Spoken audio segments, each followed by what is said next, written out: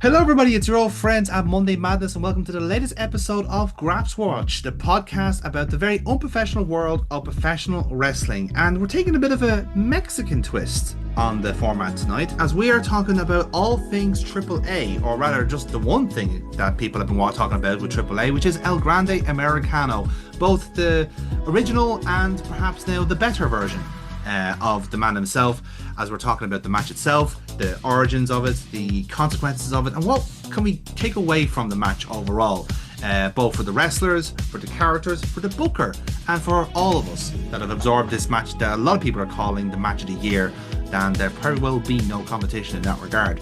In the second half of the show, after a little bit of a diversion into the mirror universe that we have with a bit of creative control, we're going to have a new segment called Dial a Promo, where we're going to pick a random number, and that number will get you a random promo that we're going to watch along and review at the end. So please stay tuned for that and enjoy this latest episode of GrapsWatch.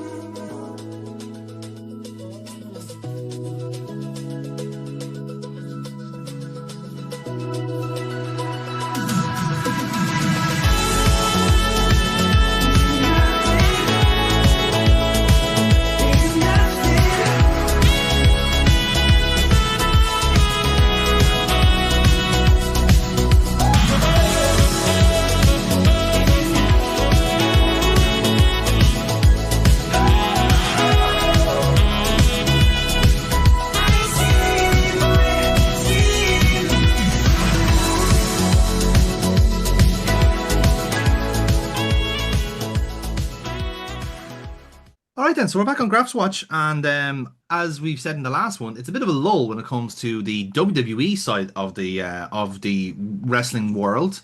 Bit of a lull everywhere else at the moment, but there has actually been something that has caught everyone's eye, indeed even our eye as well, which is why we are here making this podcast, and it is in AAA no less, which is, if anyone's uninitiated, is arguably the top promotion in Mexico. CMLL might have something to say about that.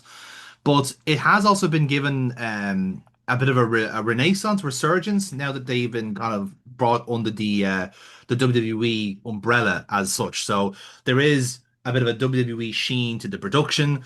They have a new booker who is undead, which I think is fantastic for long-term planning. If you'll never die, so that's good. Mhm. But he's also It it's does. also It does. giving It does help. To be fair, it does actually. it It's does. like holy It does. Yeah. it's, Really, it's a really it's a adds to the Day of the Dead the, celebration. So the mysticism, yeah, the Cinco de Mayo, yeah, exactly, yeah. But what it would be, I suppose the other kind of aspect of this AAA surprise is perhaps the best match of the year. Again, not to say that it was a dubious product at the best of times, but Triple Mania was always a bit of a calamity in a sense. There's always like kind of a staple of Botchamania when it came to like production errors or Yeah. Vampiro just getting pissed on commentary or something like that. Vampire asking You for know, his music and just so sitting there going, "I'm not doing it until my music comes on." yeah, so like stuff like that, for instance. But what's more bizarre is that because now since they've kind of gone into under the WWE bubble, um, again they have the kind of sheen of production, but now like kind of been given it's like a little sandbox for certain wrestlers, which is why what we're talking about today, which is of course the El Grande Americano match between the original and El Grande, if you want to call it that. We know who are those people behind under the masks, the but the for the honor of most kayfabe, the, we might the stick to the most original names. the most superior form of coffee, Americano. Indeed. Mm. And it's a funny one because the the incredible U-turn that this character, the El Gran Americano, has from, let's be fair, a pretty barefaced Trumpian racist caricature to Yeah. essentially a living embodiment of Mexican wrestling is absolutely unbelievable in the space of a year. Well, I suppose technically 2 years if you wanted to go the full whack around, but it is actually remarkable what this is, and the reason why I wanted to do a podcast about this, not only because itself is a phenomenal match, but there's an angle I wanted to pursue about this match, and it's the idea of kayfabe. particularly in the 21st century, where everything is living on social media. You're making towns in a very different way in that respect. And we had two different wrestlers, two different performers playing the same character, and two in very different ways. And once those two people were back in the fold and interacting with each other, it was quite evident how they were doing it. Um, that's what I wanted to kind of posit to you guys is um, this idea of this kind of new version of kayfabe is what I wanted to kind of discuss. Where if we're talking about Ludwig Kaiser, someone who's not only embraced the character as just another bit of work, but actually using it as an opportunity to basically embody Mexican wrestling. So I wanted to kind of pick your brains about what you guys thought about that, and then we can kind of transition to the match after that. There's something we've talked about is buying in. Mm, So if you're handed a character like El Grande Americano, how do you see that? Do you see that as I'm better than this? Or do you try and ham it up a little bit? Like it was two schools of approach where Gable kind of he did his best with it, and it was sillier and more cartoony and kind of a little bit more typical. And then Kaiser just took the fucking ball, ran the pitch, just stuck it in the back of the net, and then took the ball, ran and put it back on the fucking center fucking circle and went, "Come on, we're going again, lads. There's still 2 minutes yet to play." The level of commitment and buy-in from Kaiser is a lesson to be learned, both fucking in wrestling and in life. mm, It's so fucking evident that he just went, "No, I'm gonna make this." And given that Calloway is the booker, um, I think there's going to be a lot more of that out of AAA, and hopefully more of that in WWE. That people are just gonna they're just gonna buy in, because when they buy in, we buy in. mm. Yeah, that's a fair assessment. Aaron, you watched this match as well, very much on our recommendation. I think pretty much. I think once we said it in our Well, production meeting, group chat, you fell in love with it just as much as we did. well, it was a mix of two things. I didn't actually see your messages till I want seen the reaction on Twitter. Yeah, yeah. So it was again. I know Brian doesn't like don't let the internet dictate your opinions. It wasn't one of those things. It was more just like it was a resounding, which is rare on Twitter. Resounding. This match is fucking class. Yeah, that'll Mm, that'll send you So that'll so send you to it straight away. What? yeah, because it's very rare that happens. Yeah. WWE can have a great match. You'd have AEW fans shitting on it. AEW could have a great match. You'd have WWE fans shitting on it. yeah. So when there's like a complete roundabout, just a round like table of just going, that was class. I was like, okay, I'm gonna have to fucking watch this. And then I seen your messages, and I was like, right. So I said to Chloe, I was like, we're gonna sit down and we're gonna watch this where we have a breakfast. And she didn't mind because I never asked Chloe to watch wrestling in the house, like at all. So she knew if I was asking to watch it, this is probably going to be good. Yeah. I've seen obviously bits of it. The brawl that they had about a month and a half ago was phenomenal because it did look like the two lads absolutely hated each other. Mhm. It Mm, very, and I've seen some of the build up to it, and I was just like, right. It, honestly, and the other thing is, I was like, they're not gonna fuck it up. I knew they weren't gonna fuck it up because Kaiser and Gable are two phenomenal wrestlers. So it was more just like, how good can it be? Not that how good is it going to be good. Like mm, And there's the okay, what? go on, Heather. No, I was gonna say, without getting into the match, even the build up, Chloe didn't see any of it. Mhm. The promo beforehand, the video package Yeah, was love it. fucking brilliant too, because it gave you a perfect story of how the match, why we have gotten to this place. They explained it so well. Um, even down to those little things where when they were talking about original Grande Americano, it was all in English, translated to Spanish, Mhm. and vice versa when they talked about the other one. It was just like, this is phenomenal stuff. who would have thought the Undertaker would have been this good of a booker in wrestling? Like, not that I didn't think he was going to be bad, but some wrestlers do get into booking. Like, oh, he's not great. He might be good at it, but he's not good at like creating it in a sense. But Mm. I mean, the whole thing was absolutely fantastic. What Yeah. what what did really start as a comedy gimmick ended up evolving into one of the best feuds of the year and match of the year. I know it's going to take something immensely special to beat this. Like Yeah, I immensely agree on special. that. Yeah, like even on your point about the Undertaker kind of being a very unlikely source of all this, like it's kind of akin to almost when like say a footballer retires and you look at him thinking like, oh, like this like great footballer but doesn't have a brain to be a manager, and then he suddenly turn out to be an incredible manager. It's that kind of Mm. thing where like that the person themselves has a kind of a name quality to them, but you almost put them in a little bit of a box to think like, oh, they're great at this one specific thing, but they definitely not be able to diversify and become something else. You know, Yeah.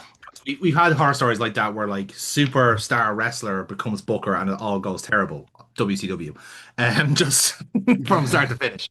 But I think the difference with that, I suppose it shouldn't really be a surprise that someone like the Undertaker has championed kayfabe in the way he's done, because as I said, Yeah. this is the pursuit. Because in a way, that probably shouldn't be much of a surprise because this is someone who kept his character up so long, even in the very digital age where I say it was proven to be quite difficult to hide Mark Calloway away from the Undertaker because the internet was a thing. People were googling who he was, who he had married, who his kids were, all this different stuff. So it's very hard for people to stop people from poking and prodding into your lives, which is why I'm so impressed that the kayfabe is actually kind of held for these two wrestlers.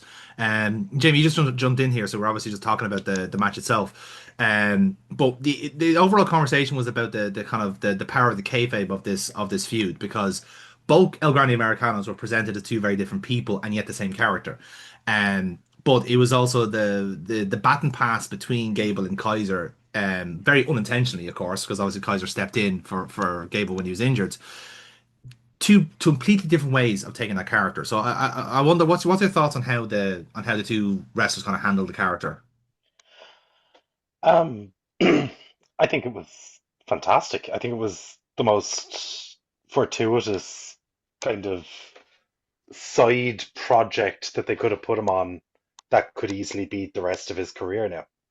Hmm. I think Yeah. with Gable, the whole thing was everyone knew it was an American pretending to be a Mexican, and he had the AI promos, and it was a frosty reception at the start when it was just him. And perhaps rightfully so, because it was genuine cultural appropriation. Hmm. And then an German pretending to be an American, pretending to be a Mexican as their own. Hmm. He got over locally, but from the jump had that kind of respect. He was cutting the promos in Spanish. He became part of the culture. It wasn't appropriation. Yeah. And I do think as well that the what could have been again an absolute torpedo to the whole thing, because I do think the reason the match was so good was because everything surrounding it for a year was feeding into it. Hmm. Like everyone was talking about their pull apart brawl because it was looking like a real fight, which was great. And then I think the very real life situation of Ludwig Kaiser being arrested in Florida, Yeah. ostensibly because the gentleman threatened to call ICE on his girlfriend, who is a major part of the storyline. You couldn't have asked for better publicity for that character. Yeah. He's gotten into love with Mexican culture so much. He defended a Latino woman from getting racially abused by a man who was about to call ICE, who's also his girlfriend. He is living the gimmick. He's just like, if I'm gonna be a luchador, I'm gonna live the gimmick. There's 100%. there's something in I've can't a lot of people have been saying it. It's just a common thing of seeing someone just fucking go for it and go for it with the right kind of intention. Even so much that he was doing that fucking, I don't know what that claw is. Is that like the Mexican fuck you? I saw him doing that and I'm like, and then the crowd were doing it and I'm like, oh, he's picked up on subtleties of culture. You know, really and truly gone into the Yeah. tiniest little details. Mhm. But to see that, and like, for much as you want to talk about Callaway, let's all fucking say yay Pete Dunne, because seemingly Mm. he was the Yeah, he Producer of the was. match, yeah. agent for Agent. Yeah. producer, whatever, and you're just like, please give him the ball all the time now, if that's the case. Um, so much But so, like he's to be all fair, the match, absolute gold, 100% deserves all of the accolades it's getting. It's not just what they did, it's why they did it. It's the pacing, it's everything surrounding it. like you like So yeah, the match. Look, without this hot take, the match itself wasn't a classic, really, bit by bit by bit, but it was paced so well. If you're to Yeah. analyze each section, it wasn't perfect, but by the sum of its parts, every single section led to the next bit. It all was complementary. Through no point of that, even during the changing of the mariachi band's outfits, Mm-hmm. did I Yeah. That think, was. Yeah. I didn't think, That ah, for was. fuck's sake. There was no bit of me that had to break kayfabe. They kept it and they kept it and they kept it, even to the point where like everyone did their part. Everybody did their part. Everybody on commentary, bar Rey Mysterio, did their part. Yeah. Not Um, very good, was he? and He wasn't No. great. he was fine. That's the only thing. And even then, it's Ray. He can do whatever the fuck he wants. Really and truly. He can just walk in. He could walk into fucking Arena Mexico wearing an Ireland jersey if he wanted to. No one would fucking care because it's Rey Mysterio. Yeah. He's fucking earned it. Yeah. Um, but it was just that was the only fucking wrinkle in it. And even then, you're looking to find something because you're just trying to find something to detract from it. But no, it was perfect. That's the standard now. Nothing else can compare to that. No, nothing else can be below that standard. It was Yeah. and as an angle, a fairly bog standard blood feud. Like but an it's that, you know. absolute love letter Mhm. to Lucha Libre. Yep. Absolutely, yeah. Like Yeah. from start Yeah. to finish, even ending in the Lucha de Apuestas, it was a love letter to the style. And Yeah. if more of that was brought in for death matches, turn like Texas fucking death matches, the bull rope matches, for ladder matches. If you were to really actually look at the style of match and book around that, that'd be really fucking cool. I'd love that. Please, someone do it for tag wrestling. I miss tag team wrestling. Remember tag team wrestling? Um, so there's something in being able to do that so well. And here's the thing: when the bits that weren't perfect, it actually doesn't matter. It actually makes it more real. Like you can really turn Mm. around and go, who was your man with the fucking red hair that fucking clattered him with the guitar? The Who's your man Oh, with the Oh, red Bernella, hair? I hold on, hold on. Funny thing, it's the Pimpinella Bernella Yeah, Escarlata. Scarlata. Why? Because he just popped. A post just popped up on my fucking right. Twitter. And and I get it in storyline and why it worked. They fucking made sure they got their fucking 15 seconds right in the middle of the ring. I'm like, get out of the way, you fuck. I know, well done, but move. An OG Lucha They, Underground Yeah, roster member. but Mm. like that's the tiny. And even then, I was like, all right, go on, go on, go on, get it. Well done, fair play to you. And the camera cut, and I went, right, we're back in. There was no reason to hate it. Everything was done for the right reasons. Now it's for every single promotion, booker, and wrestler to be like, all right, lads, there's the bar. Mhm. There's the bar. It's not that the Mm. bar has been raised. The bar has been fucking set. And below that now is not worth any of our fucking time, clicks or commentary. But just on that point about you saying that there wasn't anything kind of like groundbreaking in the match, and in a way, I agree with you, and also disagree at that point in the sense that yeah, there wasn't like a completely new angle or a new spot that like is kind of like is gonna set the zeitgeist in the sense that like say other matches that would have kind of broken kind of Meltzer's arbitrary kind of 5-star scale, where like this match has something unique quality to it. I think this match overall is execution is what it's done really, really well. As Mhm. Jamie kind of said, it's a love letter to Lucha Libre, and I think ultimately Lucha Libre is about pageantry. It's about peacocking those characters to the point that they are larger than life. So when you have, again, essentially, this is the same character, but just literally the yin yang of it. The villainous part of that Lucha Libre kind of caricature, and then the people's hero in a sense. And again, it leans into a mysticism because we all know who these people are behind the mask. Like Ludwig's mask is not hiding his face. It really isn't. If anything, his mask No. accentuated. But again, I think we kind of made that point when we were watching ourselves ourselves. Like it's accentuating his blue eyes, his baby blue eyes. Like that is such simple wrestling logic, but it still works. Like not a lot of the basics and the fundamentals of like of face heel wrestling has not changed over generations. It's just done differently. And what I loved about that was that putting the mask on accentuate the most basic qualities of those dynamics. So like Chad Gable coming out with like a darker mask to shadow his eyes and a beard, perfect villainous stuff. Likewise with Kaiser coming out looking like preen and proper, clean with the blue eyes accentuated.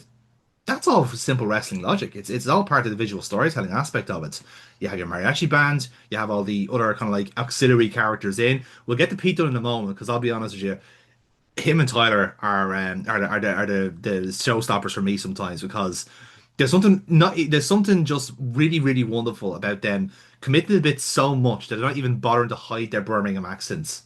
Yeah. Like when Pete Dunne says we are Yeah, true actually, yeah. Mexicans, is I'm sorry, you have me. You fucking have me. Like this is why you spent your time in Attack Pro Wrestling acting the bollocks. This is the reason. That was the groundwork you did back then so that you get to do something incredible here. You know? There's some like to get the right level of seriousness when it needed to be serious, and to get the Mm, right level of novelty when it needed to be novel. yeah. It was on all cylinders. Everything was harmonizing. Everything was where it needed to be, and it's all that's required is to fully commit to the exact segment that you're in, and don't fucking ruin the magic for us. Let us stay in it from bell to bell, curtain to curtain. But on that, I think the reason why it was so easy to suspend disbelief with it, and the reason why the whole thing kind of worked, was that when the bell rang, they kicked the ever loving shite out of each other, They and were it Oh, very never similar. straight. felt like they were They, cooperating. yeah, yeah. It was. Like there was an It just. intensity to it. It just had this. It had this feeling off of it that's lost in a lot of wrestling, which was I haven't seen a photo, a video clip, mentions on the internet of them being anywhere near each other outside of it, Yep. right? So that feel old school. And every time the two of them were on, anytime I saw a video of the two of them on screen, it was like it was about 1 second away from just fucking everything exploding. They had something. They had magic in a bottle, and I know you can't run it back ever again because you kind of can't really. You can have all the Mm. matches again, but you're never gonna get. You're never gonna. You can't revisit that feud in like 2 years. You know what I mean? Like Oh, it'd be an insult. it's done now. So, and not to put a damper on it, they really can't fuck Gable over now. No. You have a star there. You have a brand new baby face who got the massive pop on Raw the other night Mhm. Yep. when he came out and he saved Rey Mysterio. You have it now. They're gonna He's fuck it, but I hope they don't. like he's doing the Killer Cross thing. He's producing his own little documentary about what it was like to rehab, and he threw that Mm. up on YouTube's nice little video. Cool, really clever. But like, this isn't an insult because I've recently trained, guys, so I'm kind of looking at it through a bit of a more professional lens. And Do you I know, Brian, it was literally, great having you on the pod there, yeah, but I think you've like that's I had to say it once. That's it. I'm never allowed to say it again. But Yeah. there were very small bits. If you really just put on your fucking actual looking at the mechanics of the match, some bits just weren't actually that good. But it didn't matter. And that's the fucking point. They didn't have to be perfectly synchronized and perfectly choreographed because it was all about the fucking story and the characters. They were able to slow down when they needed to slow down. They were able to let the audience come in, and they were able to react, and they were able to sell, and they were able to do a couple of German suplexes and then leave it for a sec and let it build and let it matter, where they didn't have to be just shitting all over what was and what is like a modern fucking classic, a standard bearer for professional wrestling, and something that has finally given us fucking hope that this has changed wrestling. It's changed wrestling because no one's going to look at anyone in a luchador mask like they're a dickhead ever again. That's also actually, as well, but it's also kind of getting over the point that you don't have to be a flips guy to be a luchador. Again, the whole idea of it is that like there's a mysticism around the character. So the fact that like ultimately these two are heavyweights in comparison to a lot of the kind of your stereotypical luchador. Because again, the first name that comes to mind would be someone like Rey Mysterio, your Dragon Lees, your Pentas. Again, all light heavyweights, cruiserweights, depending on if you were WCW or not. So you always have a kind of a presumption in your mind that these have to be kind of diminutive like kind of diminutive flyboys in a sense, that they had to be jumping around the place and doing arm drags and flips and all this sort of stuff. Where I think we kind of nailed the point earlier on, but ultimately that this kind of captures the essence of lucha libre, which is the mystery behind the character. And the fact that it matters so much to them is that, like, again, it's the when you lose your mask, you lose your identity. And again, as I said, the end of the match was just as powerful as the match itself, because ultimately no one was shocked that Chad Gable was revealed to be the original El Grande Americano. Naturally, a cynic will go, "No shit, Sherlock." But I can guarantee that I would say the most cynical of wrestling fans would still look at it and go, "The way they did that was exceptionally well done." Because it is presenting itself as if you didn't know. This is meant to be a surprise to you, but it's also meant to be a redemption. Whereas in a lot of aspects, this is meant to be you going off in disgrace because you're now no longer the hero. You're no longer, larger than life. You're now back to being whatever you were beforehand. For Chad Gable, he now has to go back on Raw, which is terrible. I know what an awful life he lives, but again, it's that same aspect of like it matter. In the end, wherever the origins and the source of the El Grande Americano character was, by the end of that, it mattered to him. And I think that's what the character growth was for Chad Gable at the end. Because again, let's face it, let's establish this. This all started because he hated luchadors and he wanted to get back at them. So he became the spy in the camp, only for him to fully absorb into the culture. Not that he wanted to give like let off to it, and then some just like random camp German just got there before him and did it better, which is even better wrinkle into the story. Which was probably the best thing that could have happened for the character. Oh, 100%. Like they both Like uplifted him each other out of get this storyline. him getting injured might have been the best thing that ever happened to his career. Because if he didn't get injured, that character probably would have gone nowhere, and he would have been unmasked in 6 months by mistake by Rey Mysterio or Rey Phoenix or whatever, and people would have moved on.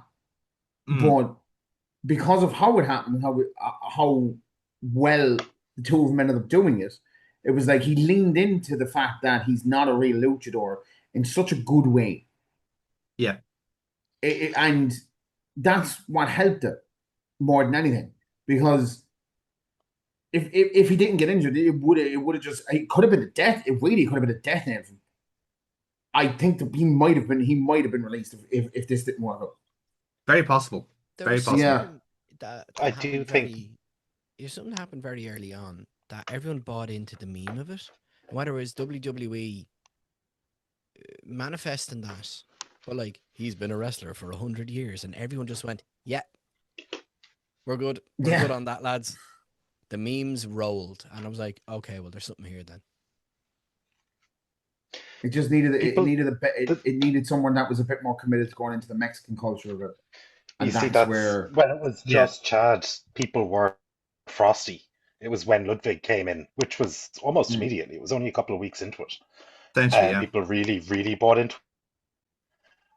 I also think that this whole feud and the way it's played out has almost there would be this inherent fear of what are they going to do to my product? What are they going to do?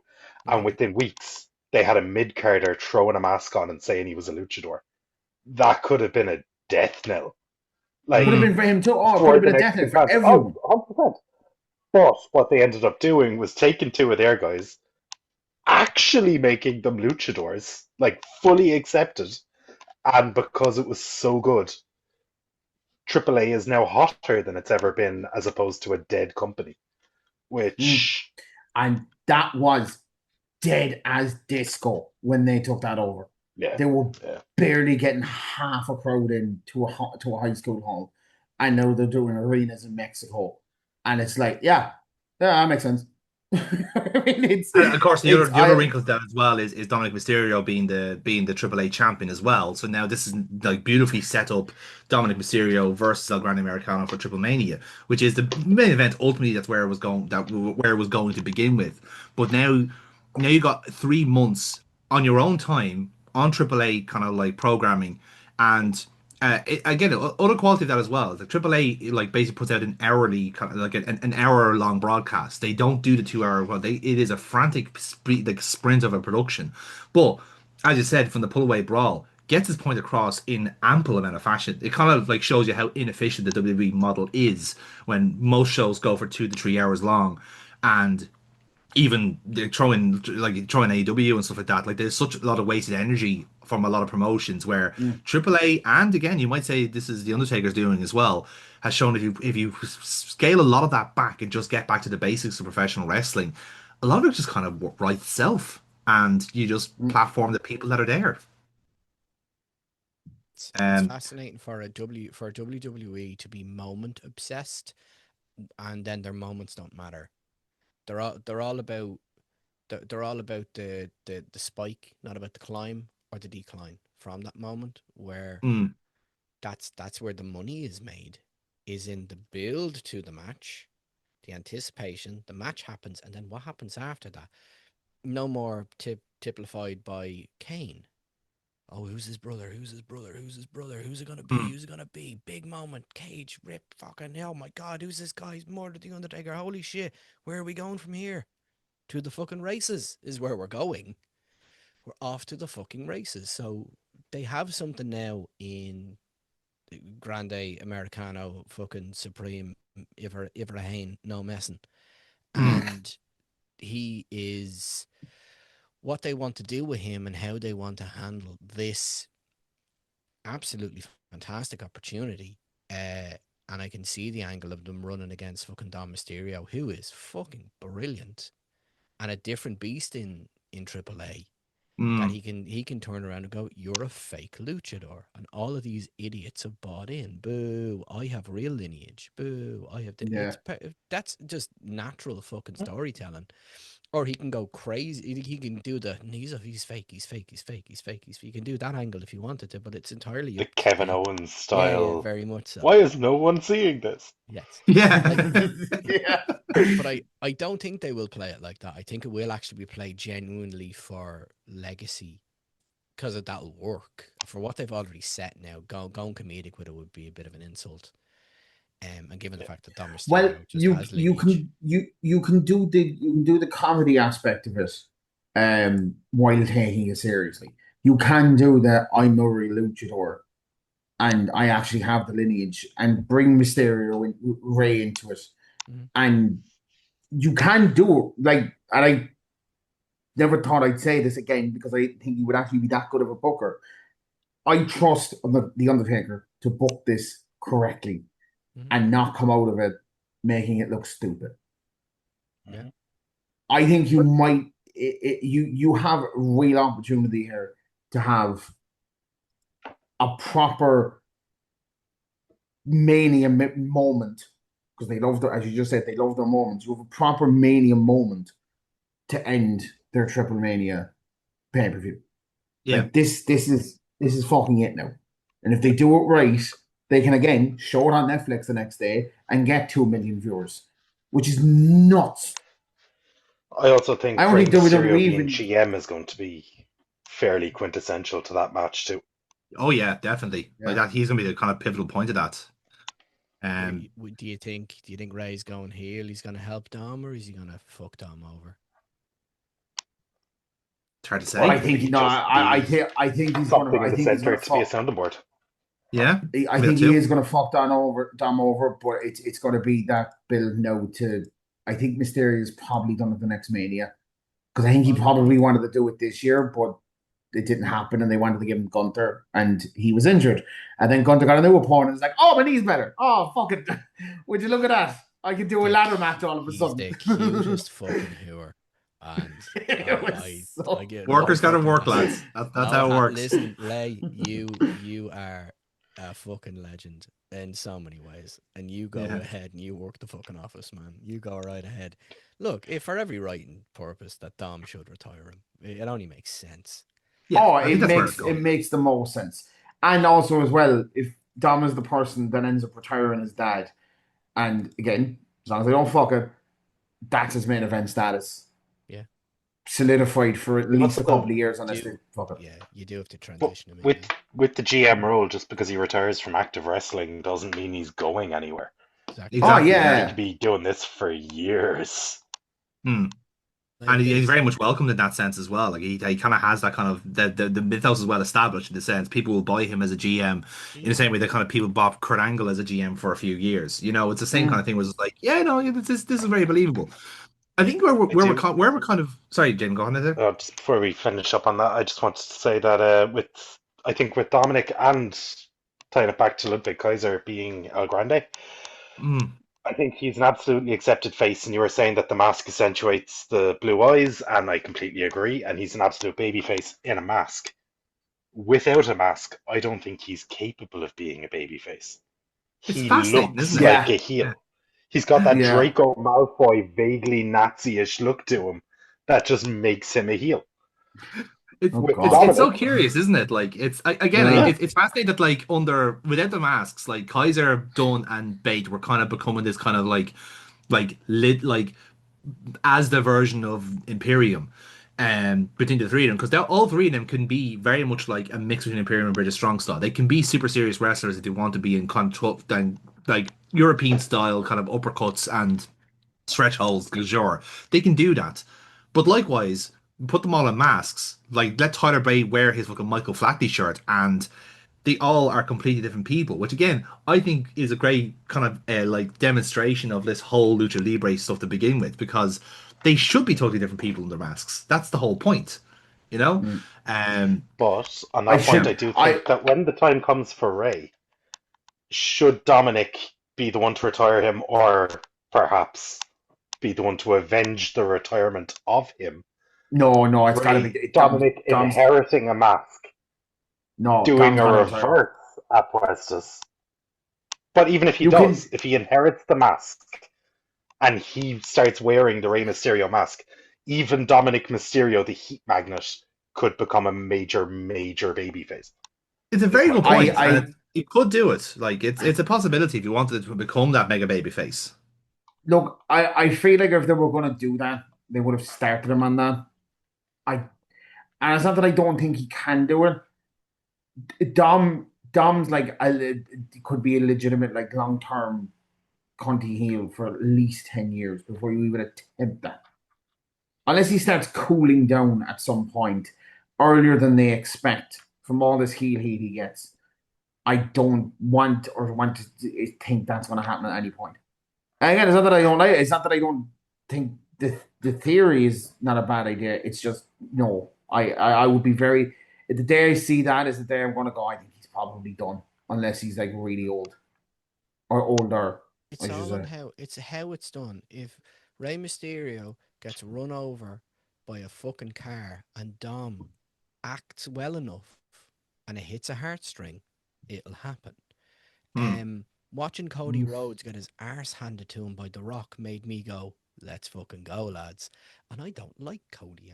I don't like him, and I just went, "Go on!" A bit of me just went, "Go on, Come on, Cody. Come on, come on, lads. Come on. No, I see that aspect of it. It's just that he has to be the one to retire. Not a single I other like person in that roster. I do like someone stealing that from him as well. That is No, nasty. Yeah. because you can only do it once. But it's And I think getting a reaction from you. That's what it's all about. again, And this is what we've learned true. about mask versus mask and the Americanos. It's not about what we think. It's about what we feel. And if it's getting a reaction out of you, then that's really where the money is.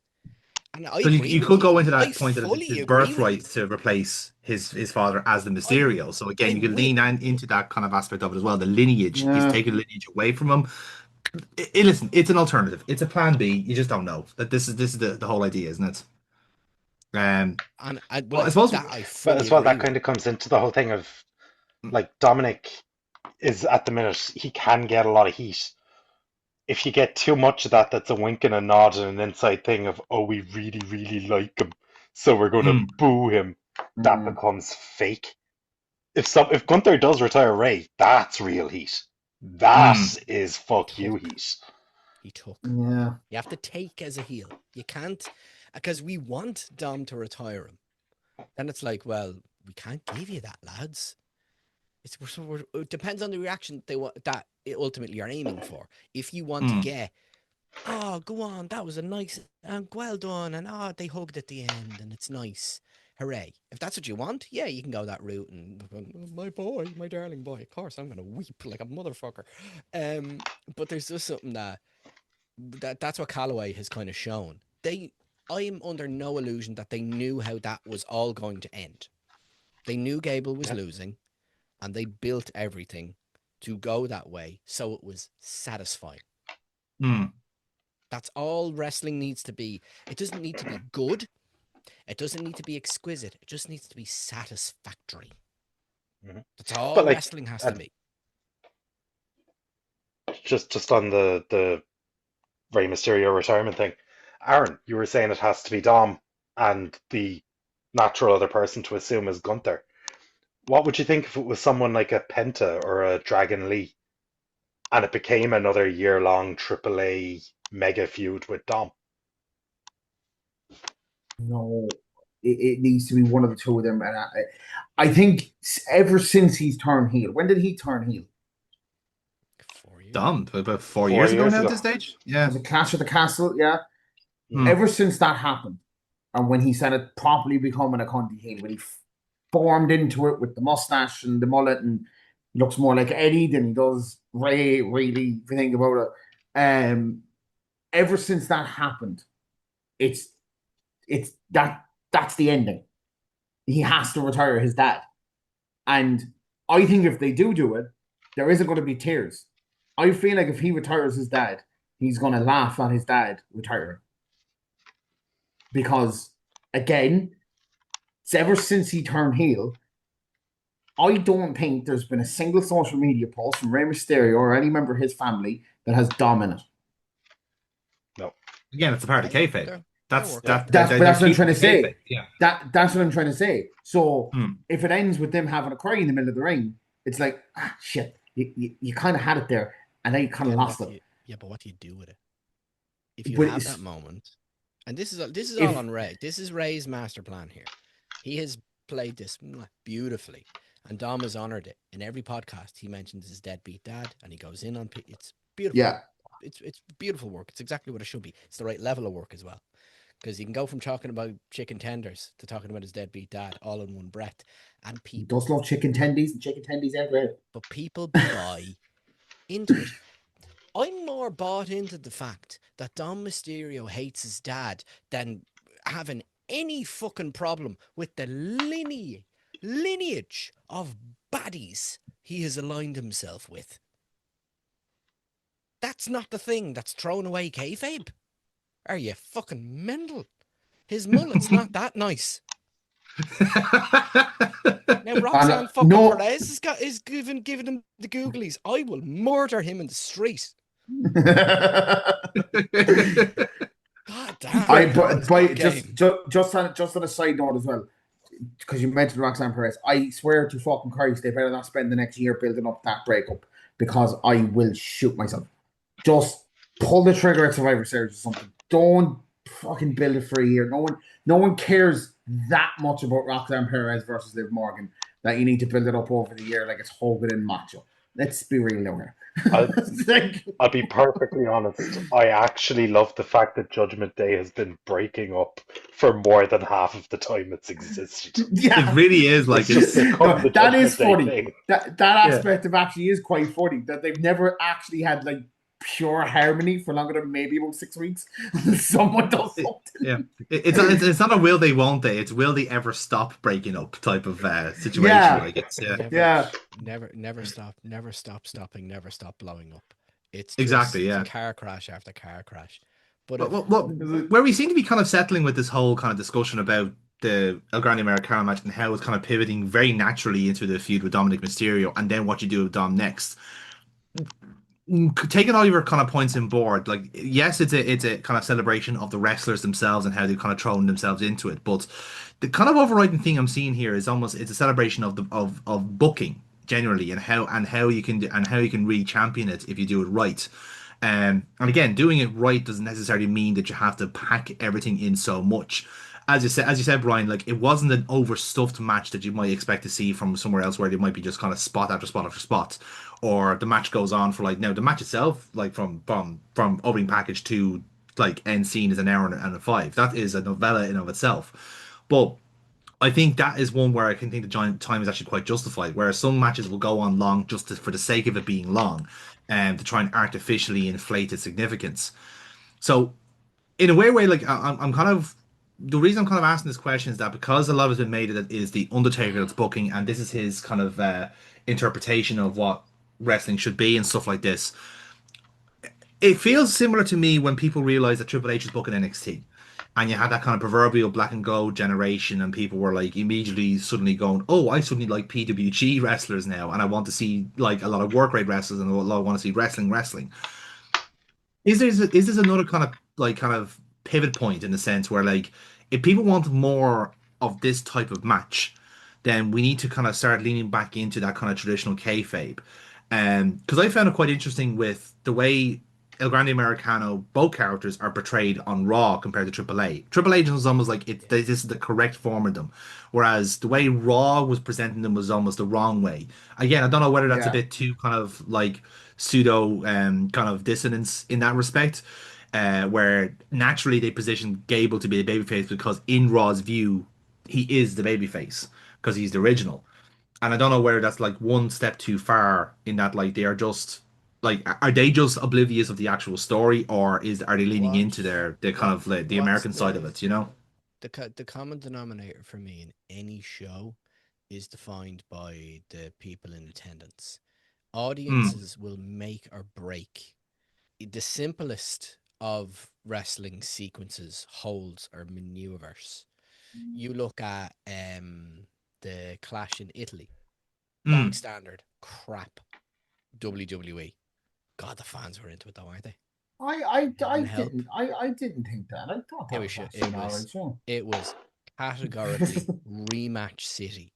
It was a Oh, fucking waste of I my eyeballs, especially in comparison to the Americanos.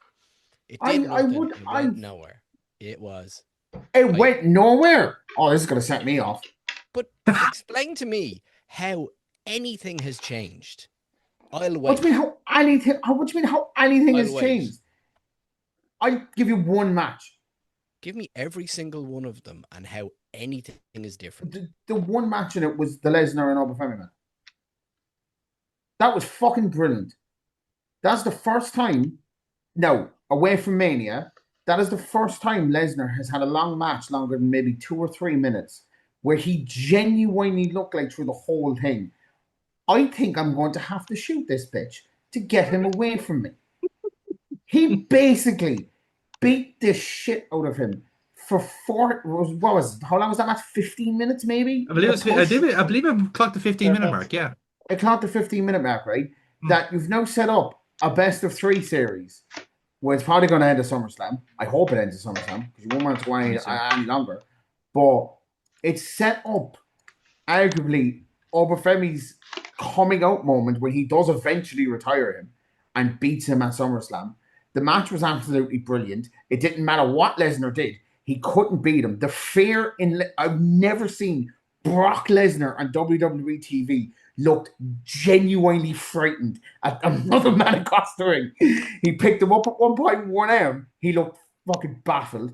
He finally thought he was going to get a count-out victory over him because he was that desperate for it, and he came back in, and he was just sitting at the corner going, "Oh God, okay, right, what do we do now?" Incidentally, I checked the runtime for the match. I think this is what happens when we're watching it live and we're having pints, because the actual match time of Lesnar versus Oba is 6 minutes.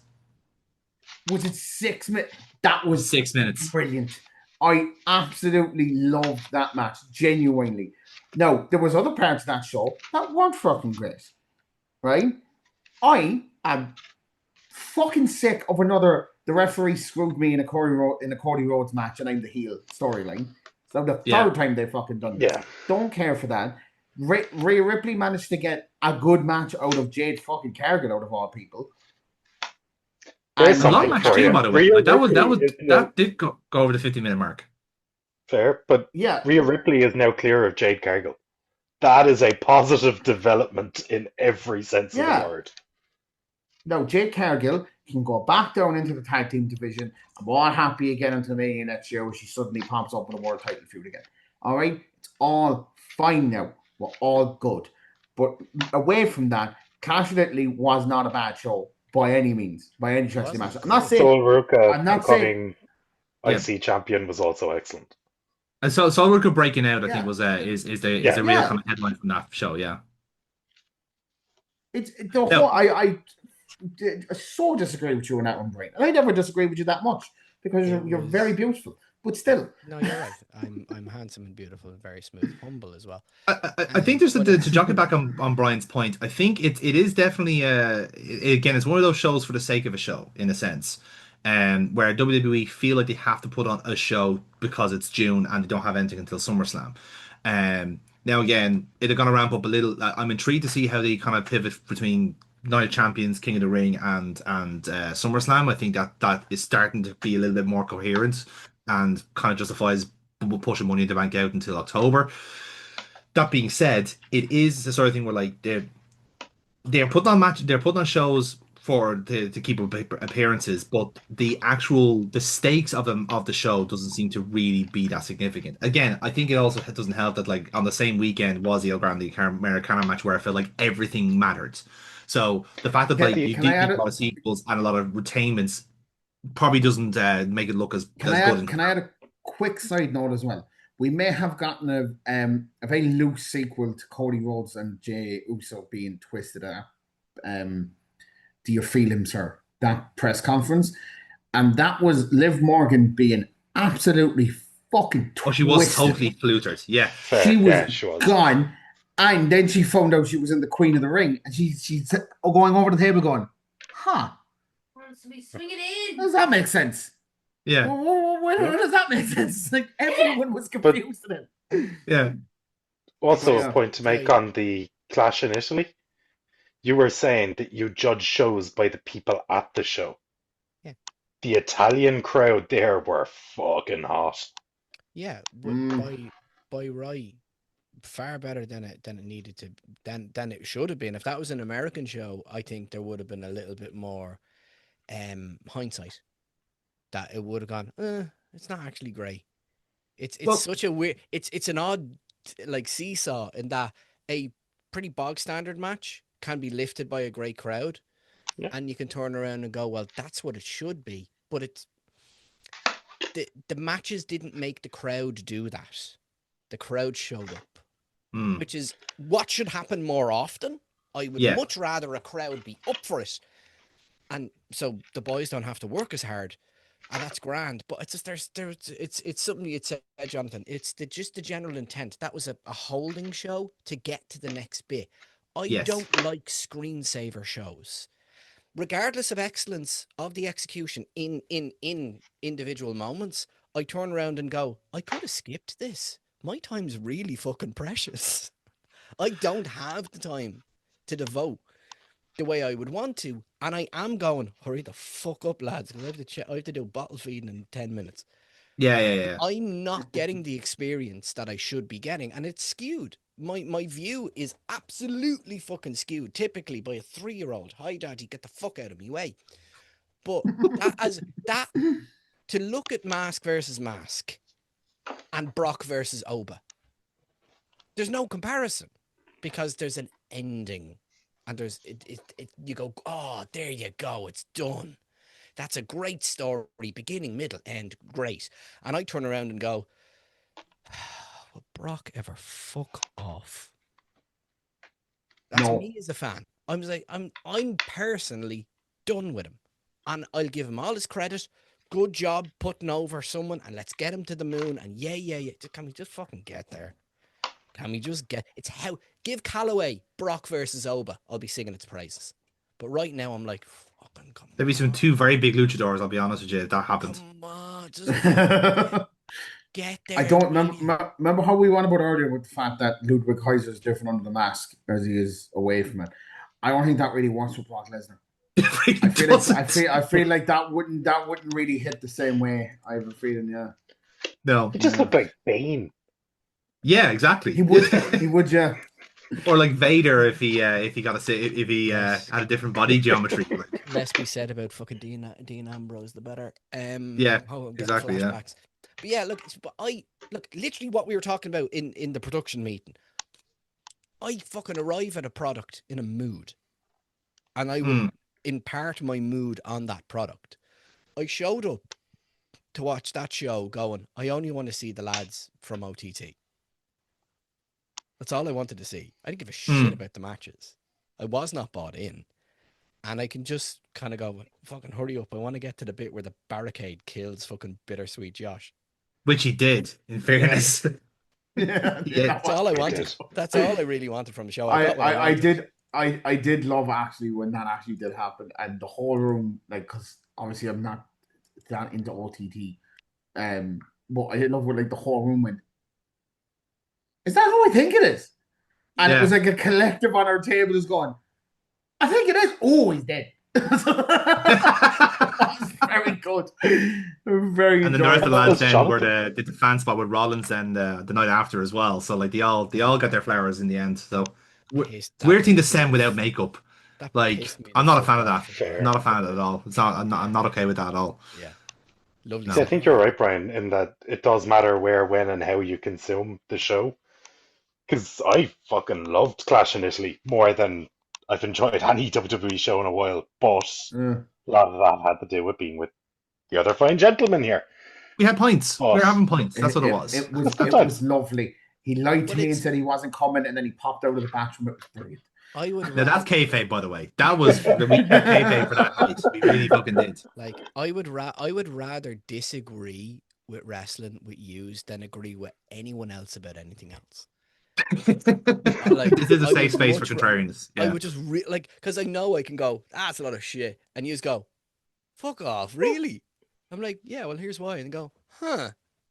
You're still wrong, but go on. Go on. You're still wrong, but you say it so well. But it's like it's lovely to be able to talk. It's lovely to be able to disagree respectfully. Can we bring that elsewhere in the world? No. Yes, it is. But that would not be nice. But right then, so let's switch then to the second half of our show then, and the best way you can deal with a palate cleanser of all this AAA nonsense is to talk about other nonsense. It's the Mirror WWE universe.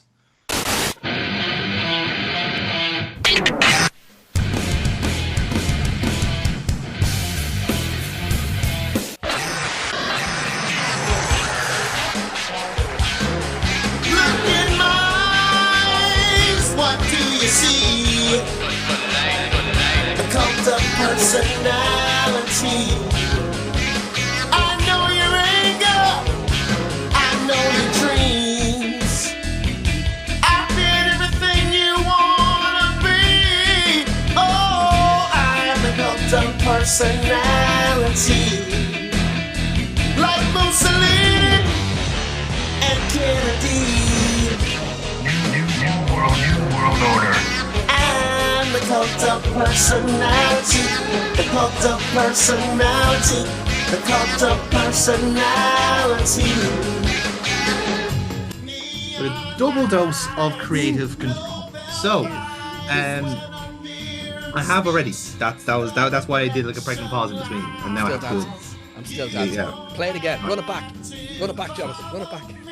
We don't do that Uso shit here. That's for the Yanks.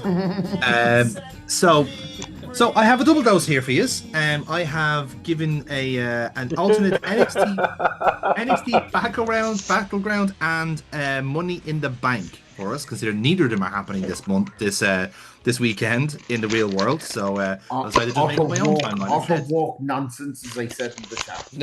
It has been well established, yes. Yeah. Now, I will say there has been a little bit of movement on some titles in the meantime since we've been talking. There is a new champion in NXT. Stephanie Vaquer losing the Women's North American Championship to Tamina. So, you know who to blame there, Aaron, for drafting Tamina onto the roster? I don't think you realize that. I didn't think that would happen, and it's my worst nightmare. Is Tamina Boo this man. any sort of happiness? Boo in him. Yeah, Boo. this is in fact your fault. I have a extensive, nearly 10-year video footage of me calling Tamina a piece of shit. Never understood it. And look at the consequences of your actions. Yeah. We had a few successful retainments, in fairness. On Dynamite, the Guns defended their tag team titles against FTR and successfully retained them. I believe there was also a retainment as well on SmackDown of the tag team titles. And we will get to that in a moment. And we also have, on Raw, we have new tag team champions, as well as the Motor City Machine Guns lost their titles to the Dudleys, who are still here on Raw. So good on them. Jesus Christ. So, TNA 2007 called. They'd like their fucking booking back, please. Fair. The lad's got a paycheck. I don't hear anyone else complaining. So let's get stuck into the two pay-per-views then, after all our other business has been settled. So, as is the case, these are going to be 7-match cards for point scoring purposes only. So we're starting off our NXT Battleground show with the Women's Championship on the line. Trish Stratus defending her title against Bayley. Oh. I'm going to go with Trish. Hey, Bayley. Always Bayley. Okay, we have a split room there. So I'm going to hold off on because we lost Jamie, so I will get his picks when he comes back. But I will. Oh, there he is. Hello? Oh, he's alive! Well, that was perfect timing. Yay! Sorry, my headset died. I'm going to go with Bailey because, got to put the slightly youthier over. It's a relative scale. It is a relative scale, and unfortunately, Trish Stratus was the right answer. So Aaron, you're off the mark on that one. Remember, lads, you have to go with the fact that this is the WWE game, right? I know. Chances are the legends are probably going to pit the fucking normal talent. So that's how I look at it. But that match means we all win. To be fair, that it is a very good match. To be in fairness, Match, okay, yeah, okay, cool. yeah. Next up, all the titles are on the line here for this match, incidentally. Pretty much like an NXT Night of Champions. So next up is for the tag team titles, the defending champions, British Strong Style, up against the Wyatt Six, represented by Joe Gacy and Dexter Loomis. Love is blindness. I can never not pick British Strong Style. I'll go with the Wyatt Six in this one. Okay then. And how about yourself, Jamie? Sure. Given our lauding over Pete earlier, let's go with Strong Style. British Strong Style. So we have a majority room for them, and you are correct in this case. British Strong Style retained their tag team titles, so we're all level, one apiece. Wonderful. Next up then is a fatal four-way match for the Women's North American title. Tamina defending her recently acquired championship against the previous champion, Stephanie Vaquer, Nikki Cross, and Thea Hale. Nikki Cross. Yeah, I'll go with Nikki Cross as well. New owners of progress, Nikki Cross. No, Yeah, absolutely. And Defy. Progress and Defy. Hmm. So we have 2 votes for Nikki Cross. Jamie, which way are you swayed in this fatal 4-way? I go Stephanie, please. You're going to go vote for Stephanie to retain. Unfortunately, all of you are wrong. Somehow, against all odds, and to spite Aaron in particular, Tamina retains her championship in this fatal 4-way. Can't believe I've done this. You have. Listen, you wanted all Samoans on your roster. These are the consequences of your actions. This is the So- worst thing I've ever done. Can't believe you've done this. No, you've done worse. So, next up then, for the North American title, the men's one this time, in a triple threat, Sami Zayn defending against Jay Lethal and Ilya Dragunov. Oh man, I liked all of them. That would Ilya. be a good match. Okay, we have 1 vote for Ilya. Jay Lethal, correct? Jay Lethal's That's an the option, name- yeah. That's the name you just said. Sorry, yeah, I spaced Yes, out for a second. yep, Jay yep. Lethal, come on. Ooh, yeah. And Sure, how I'll about go yourself? with Sammy. Okay, so That's a hard choice. we have all picked a different wrestler, which is ideal.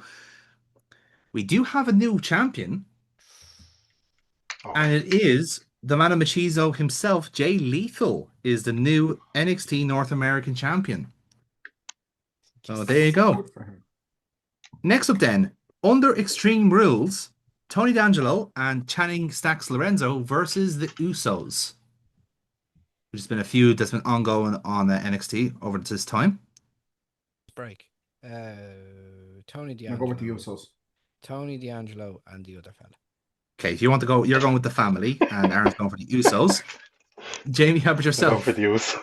I'll go for the Usos, even though I know who Stax is. Casual fan, I watch YouTube clips. I don't Yeah, know. and even then he's irrelevant. Don't know who the other guy is. But in this instance, He has more of a actually, TNA talent these days. yeah, he is, to be fair. But in this world, he is still on NXT, and he actually picked up the win for the family against the Usos. So Brian is now leading 3-1-1. I don't need to know who you are. You just Who do need you think just you need to see a are? name in the I face. That's am. all you need.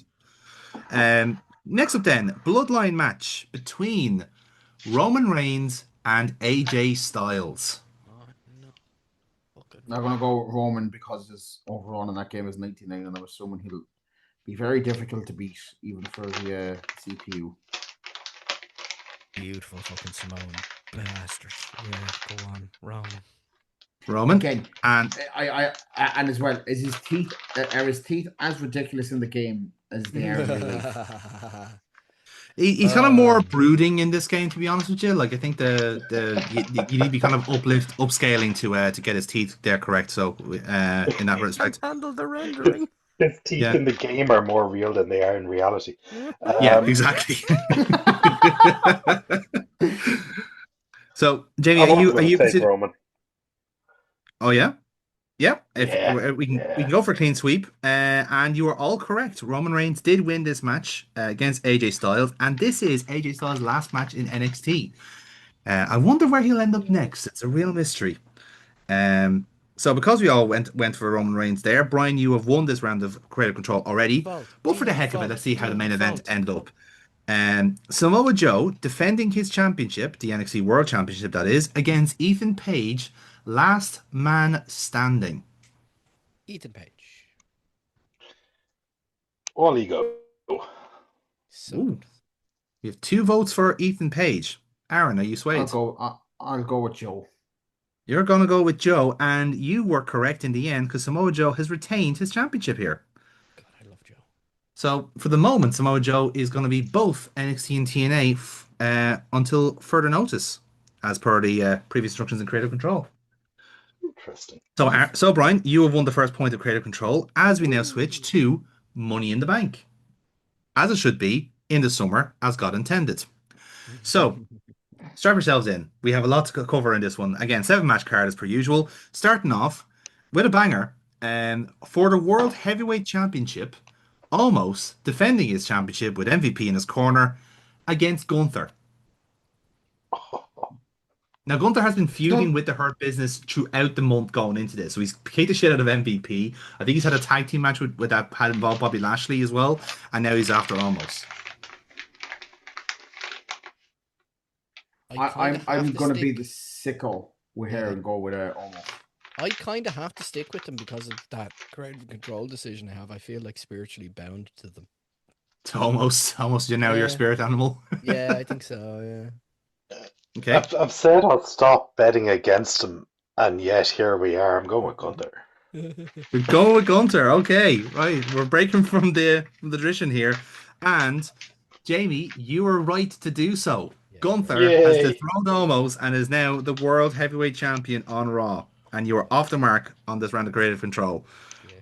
That is absolutely the handsomest thing you could say. Yeah, without question. Is- God damn. Is it wrong for me to say that if Almost was just left do what he wanted to do, that match in real life might be good? Gunther can get a fucking match out of anybody. To be fair, think yeah. he could. I think Good. if Yeah. you slapped the two of them on Raw and gave him 10 minutes, it'd be a really good match. There's something Yeah. there. Yeah, I think so. I think it's possible. Gunter would have to Again, jump part to of the chop booking. him. Yeah. Gunther has to jump up to chop him. Be hilarious. That would be actually funny as an angle, Actually, yeah. that would be a great thing because Gunter's usually the big man. But if he has to work as the smaller man against the big man, there's Timing. something there. He time him nuts. It'd be fucking poetry. It would be Yeah. great. I think it would be really, and it's never going to Remember- happen. But Remember when Big Show and But Kane you did can when you chain wait wrestling? for this video version of this to come Oh, out, yeah. and you'll see what the match is like. Yeah, that's the joy of this universe. Next up, then, under Extreme Rules, Michin versus Dakota Kai, which has been a Oh, man, ongoing I feud on like both of SmackDown. them. I like both of them. I'll go with Michin. Tim Minchin. Okay, so you're going for Tim Minchin. He does a run in with his piano. Yeah, that's fair. That's absolutely fair. So we have two votes for Michin. Are you inclined, Jamie, or Yeah. are you? Yeah, make it 3. Go Make on. it 3, and you are all correct. Michin does win this Extreme Rules match against Dakota Kai. It's a victory for prejudice. That's a Tim Minchin reference. Yes. And so everyone's off the mark. Next up, then, for the WWE Tag Team titles, the defending champions, the War Raiders, against the New Day. Oh, New Day. Love New Day. Don't care. New Day. yeah, New Day. Don't care. New Day. I'll go War Raiders. I love War Raiders, but New Day. Okay. So we have 2 for New Day and 1 for the War Raiders. And in this case, we do not have new tag team champions. The War Raiders have retained. So, Jamie, you are now 2 in the lead going into our next match, They're so good. Wonderful. They're so which is another tag team match. This is Roxanne Perez and Liv Morgan versus Asuka and Kairi Sane, a backstage brawl. Ooh. Oh. Because it's backstage, I'll go with Judgment Day. We have a vote for Judgment Day. Yeah. I'm still going to go with the Kabukis. You're going to go to Kabukis, yeah? You would think so. I'll go with the Kabukis as well. Fuck Okay, we Kaiji. have a vote for. We have 1 for Judgment Day and 2 for the Kabuki Warriors. And in this case, the Kabuki Warriors did actually win. So Yeah. it is 2-1-3 is the current scores on the doors. So next up then is match 5, which is our first Money in the Bank ladder match of the show, which is for the women's, starting us off. So here's your 8 participants. Good fucking luck with this one. Okay. We have, in no particular order, Rhea Ripley, Mhm. Jade Cargill, Mhm. AJ Lee, Mhm. Alex Windsor, Mhm. Sol Ruka, Mhm. Charlotte Flair, Oh, Christ. Tiffany Stratton, and Naomi. AJ Lee. AJ Lee. Scrappy win. Rhea AJ Ripley. Lee. Rio's my other one. Yeah. But nah, go on. AJ Lee. So just to be clear, so Jamie's going for Rhea Ripley, and both Aaron and Brian are going for AJ Lee. Correct. And you are correct. Get the f- AJ Lee is holding the women's Money in the Bank briefcase. I picked that out of logic. Aaron picked that out of CM Punk bias. Yeah. Yeah. I'm not even going to lie here. Yeah. that's No, there's actually That was there's no exactly- point in denying it, to be fair.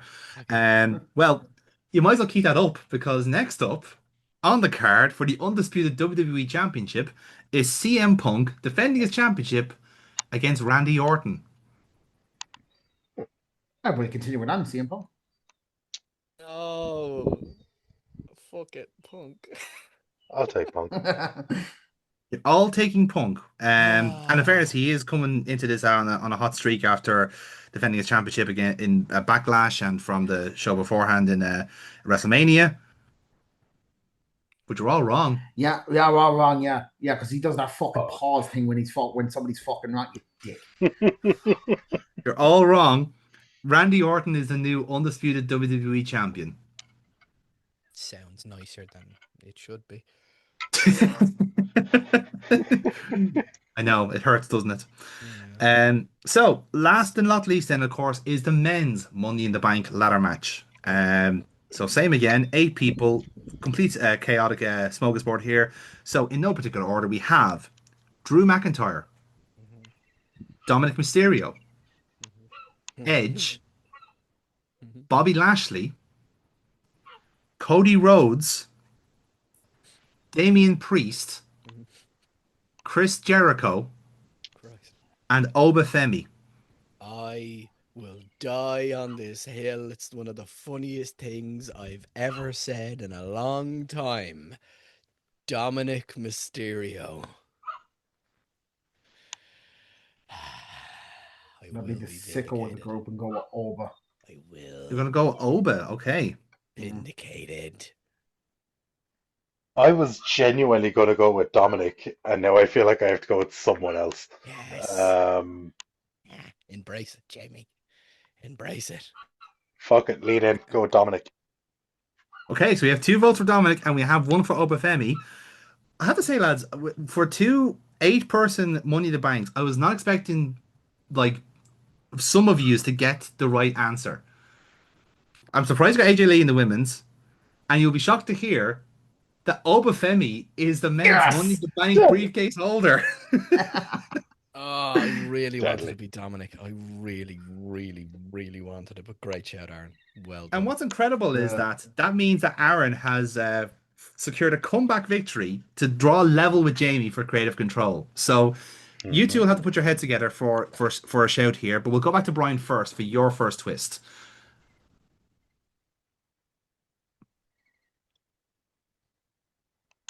What's going? We TNA is an option. The next show on our radar is Slammiversary. Cool. What's fully set in stone? What's fully set in stone is that AJ Styles is returning in the King of the Mountain match. Okay. We have the women's tag team titles are being defended, and the inspiration will be the challengers. And Cool. Samoa Joe will feature on the card. Okay. Okay. How's the mid card title looking, or is that? The mid-card title is being currently held by Mustafa Ali. He's the X Cool. Division champion. Okay. And who's Is he the X Division champion in real life? He was last time I checked, didn't he? I don't know if he's Cedric Alexander is the Cedric Alexander, X yeah, Division. yeah. He's fucking deadly. Okay. Right. I want to have a look at that. I want to have a look at that. It's Slammiversary, yeah. It is, yeah. Okay. Can we slap a stipulation on that? You can absolutely if you want to. Sound. What are like? I'd love to do fucking. I'd love to do the big X, but we can't do that. No, I'm afraid not. What's a nice bar the not a ladder match, but what's a nice schmozzy match? I want to get a few heads in there on that title. Armageddon Hell in a Cell. That's a big schmazzy match. You could do a multi-man escape the cage schmoz and call it the X-scape, like they did with the fucking cage with the tiny hole. Aaron set it up. Jamie knocked it down. Jonathan, book it. I'll try my best. So you want a multi-man cage match, more of the story. Schmozzy cage match, and we'll pretend the winning condition is it's the ultimate X-scape. But yeah, schmozzy cage match, please, for the X Division. Grant, leave it with me. I'll see what I can do. Okay, So that is confirmed for Slammiversary. Woo. And so between yourself and between yourselves, Jamie and Aaron, is your point of creative control. So what do you want to do on the card? What's been annoying you as of late? I can hazard a guess. I who's the NXT champion again? What's his? Samoa Joe at present. This is Joe, yeah.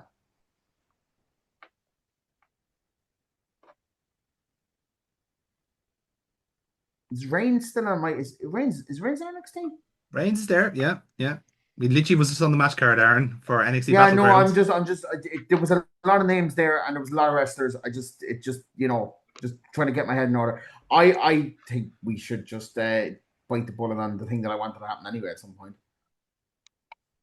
Just Do you want the Samoan Joes to fight each other? I want the Joe. I want a Joe v Joe.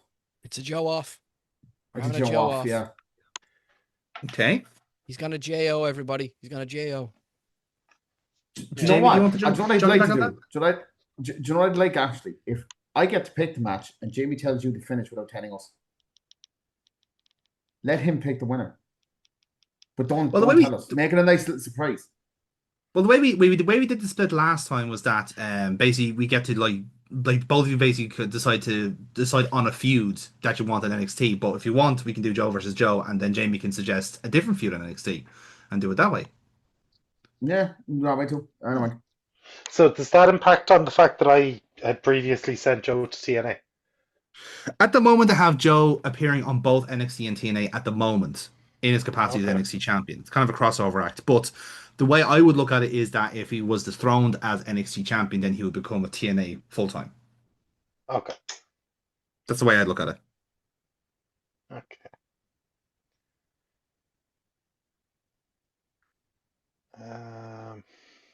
Now, again, we do have new champions in a sense where Jay Lethal is now the North American champion.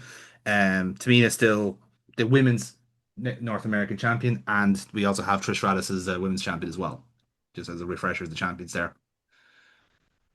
Or we could just have a different feud. Like that's also possible too.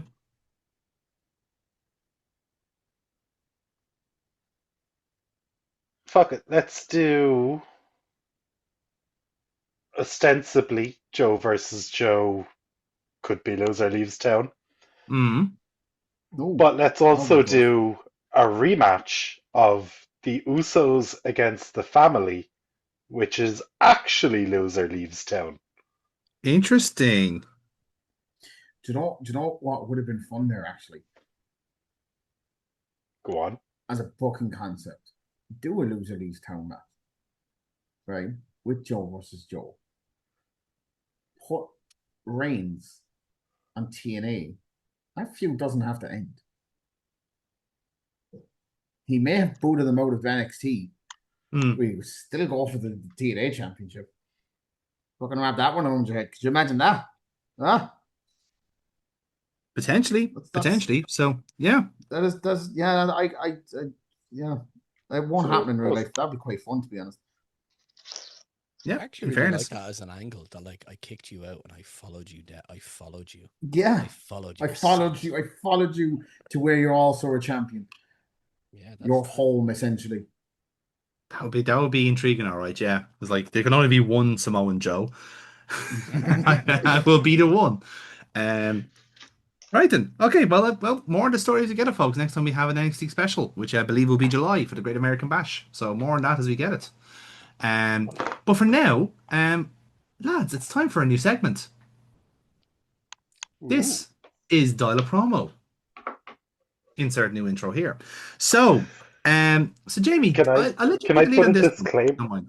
Okay. Yeah, please do. Okay. So I have recently acquired 425 of the top-rated promos in theory in wrestling history. The trouble being, when I looked at the list, this was very much voted by the good folks over at cagematch.net, who are the smarkiest of smarks. And this has unbelievable amounts of recency bias. Lovely. There is promos here this that do not I belong near the top of the list. Hard I bet. Times isn't here. Oh, Oh Wow. okay. no. You know, the thing that invented promos. Yeah, not Well, here. like, I thought somehow caveat, Do you didn't ever make the hear? top 400. caveat Do you ever hear received. that thing that? Do you ever hear that thing that Jim Cornette says that like that promos when it happened wasn't even that big because that's just a normal Tuesday for Dusty Rhodes. Yeah. Yeah. It was just a normal Tuesday. It was it was just something that he did, and it's over time it's become one of the more famous ones. But like at the time, it was just like just a Dusty promo. There he is. Very There funny he to me. is. Dusty Rhodes, the fucking Beatles. Just another banger. No bother. Yeah, basically. Indeed. So this is something that Jamie's put forward as a fun little segment for everything going forward. So basically, what we've done is we've prompted everyone to pick a random number on this list, and whatever promo is behind that number is what's going to show right now, and we pick the bones out of it in the end. So that is exactly where we're going to go with. So I'm going to volunteer myself as tribute to start off with. Just after kind of like everyone getting everyone's picks. So I picked promo 151 from the list. So this is our first data promo. From 10 p.m. to 11 p.m., we will only use the words ass, damn, hell, and bitch. We will never, however, use the words shit, fuck, goddamn, Jesus Christ, any other racial or sexual slurs. Now then, as it pertains to video, we promise there will be less dick references. Oh, shit. Watch your fucking mouth. Well, fuck me. God damn it. Fuck. Anyway, there will be less penis references. Oh, and one last thing. Even though many of you believe that currently the favorite pastime in the oral office is swallow the leader, I did not. I repeat, I did not sleep with that young intern. As a matter of fact, I was up all night.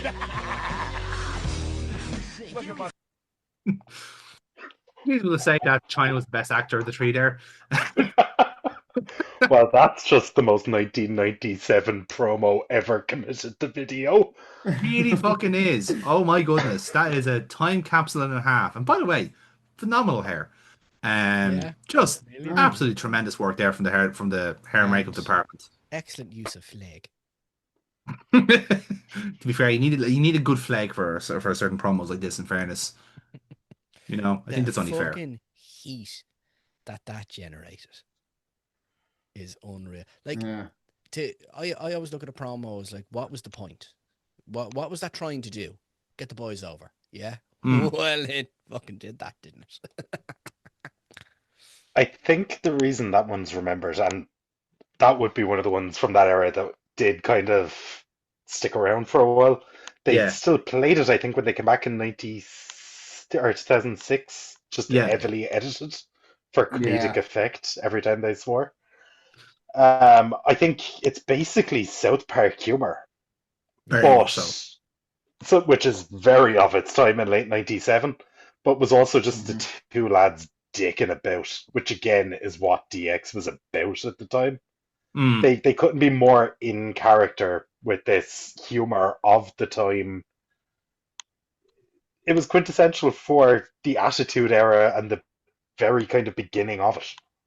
Yeah, absolutely. It's in the kind of the infancy of it all. That's a sort of like barometer you're looking for in a sense. That's like your kind of one of the indicators of where this is going. And in a weird way, it's also like I wouldn't say it's aged well, but there's a lot of other stuff in the Attitude Era that's aged substantially worse. Yeah. Like for a kind of a relatively kind of like goofy promo like that, there's Hawk's storyline, for instance, or something along those lines. Edgy for the sake of edgy. DX doing blackface. Yeah, Precisely. So that's Let's you'd rather not have that than Mizark. Yeah. Yeah. Like, the patter between the two of them sustained that god awful 2006 run. Just the Oh, rhythm. the rhythm. 2006 run gave us them taking the piss out of Vince and Shane and uttered the best line ever, Dad, I am the product of your semen. It is one of the best line deliveries ever. It's like Shawn Michaels took a bump of coke beforehand. It is phenomenal. I will Look, stand Dad, say- you know what? I will stand corrected. He just kicked Stan. Yeah. He just kicked Stan, yeah. That He kicked Stan so bad he became Ty Dillinger. Imagine that. Like, it's just incredible. It's like, all right, we're talking about promos. We're getting into the minutia of promos. That turn and the hit onto Michaels and them, oh god damn, oh shit, oh fuck, they're pop. It's like just being able to work that, and then China doing her best to just murk the fucking Not camera laugh. and Yeah. just be the only serious person there. And looking at them then to what they became and what they are now is fucking hilarious. That, like, there's no way, like, okay, Shawn Michaels at that stage is still lauded as like the greatest in-ring performer of all time. And then went to do this, and you're like, huh. And okay, at the time, I am the audience for that. And as you saw when I was watching it, I'm aware. Nah. Perfect ending, crescendo, dum. Like, well done, lads. Waka waka, off yous go. Well done. Yeah. But like, it was when that the one as well. That was literally a letter from the USA that were saying you can't do any of this stuff, and they basically went, "Well, let's just do all of it then." Yeah, exactly. Yeah. What are they going to do? Get us off the air? Yeah, it is so good. It is wrapped up in It's like, also worth noting, like, the kind of cutaway pre-recorded vignette style promo wasn't something that WWF did much at the time or at all. Whereas this was establishing that they were doing NWO style promos, but edgier, more current, and more youth based. Yeah. Which, for what was happening at the time, for what was happening at the time, but it was them acknowledging, but also taking the NWO style of promo and doing it arguably better. Yeah, exactly. Trying to make a grab for the youth with Shawn Michaels' then hairline. If you just have a look at the way he moved onto camera there, I'm like, not exactly spry. Even then, No, like indeed. sophomoric, beautiful, like it's a time capsule promo, obviously. I would actually find it interesting, Jonathan, for you editing that, to put that out there. That's it. We shall see how that goes. Yes, ask me that in a couple of hours' time. Considering one particular word. Yes. There was one that jumped out, wasn't there? Yeah, and they didn't even say cunt. Please fucking please bleep that, Jonathan, because that'd be hilarious. But it's just something that actually would be very good if you just bleep that to make it pretty. I don't think I thought that was funny. I think I have to. That's the whole problem. Anyway, so let's move on then to our next promo, which is Brian's selection. So Brian, what number did you select on our bingo card here? I picked in lieu of just after watching DX. I continued the sophomoric elegance, and I've picked 169. Okay, got it in. This is what you got.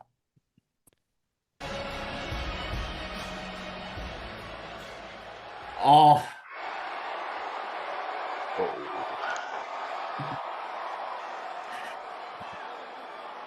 Everyone's going through having a tough time at the moment already. Haven't even got started. What if we had someone that could break the tension for us here? Hoping it's what I wanted to do. Okay, this also speaks to my kind of contempt of the Bloodline storyline overall that this is like 4 years ago and I'm still fed up with it. It's still the same fucking stuff. Saying the same people over and over again. The only difference that Solo is now wearing fucking shoes. Louis.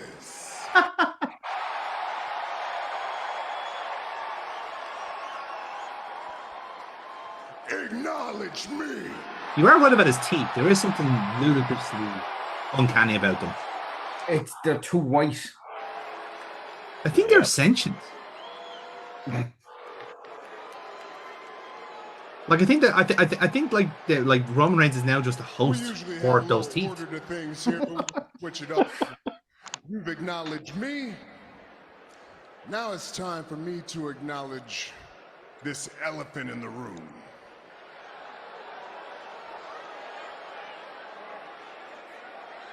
You two. This is where you need to kind of cut in the Godfather act music like or something. kids? You know. Then we're gonna treat you like kids. To be fair, I know the Bloodline thing is overplayed now, Yeah. but this was Backstage peak. in the ring, I believe in This fighting is when it was the ring good. and When it was handling there your was business, but it genuinely seems like some you good two stuff here. just can't And my do God, that. the Sami Zayn So this is what was I want ever you the to shot do. in the arm it needed. I want you to put it all on the table. I want you to let it all out because I want this problem fixed right now. Again, the eye contact with the hard camera when you're talking to the people behind you is a flex. Well, okay. Well, Oh jeez, Rick! Oh God, we gotta go back into space. Find her. Find Dawn or whatever the other fucking character's I'll be name the is. first to admit there's been a bit of a communication breakdown as of late, and I feel like it's pretty specifically with Jay, right? There's a part of me that really wants to So, put Sami Zayn and Big look, Gun in the same room to see I'll who be the honest, most I don't awkward human understand being what's is. going on here. I like you, man. I like you. I've always liked you. And we've always gone along, and ever since I started hanging out with the Bloodline, I don't know what it is, but you just can't seem to stand me. And I don't understand it. Everybody, Jimmy seems fine. Solo seems fine. Everybody seems fine, just you. And I don't know what I did to offend you. I really don't. But whatever it is, I'm sorry, okay? I'm sorry. You're just here, don't Sammy. want this to keep That's what going the on problem like this is. anymore. Canadian, and you're saying sorry. Okay? So what? Thank you. Seriously, whatever Good job, Paul. Whatever I did, I'm sorry. Can we just be cool? Can we bury the hatchet once and for all?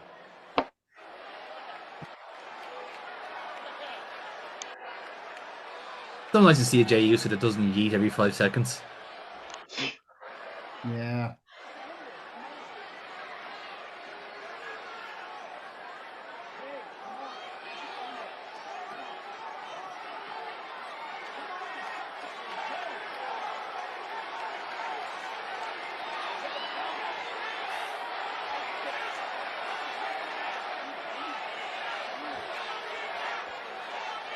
Dramatic tension, people. Sammy, you got about 2 seconds to get that out my face.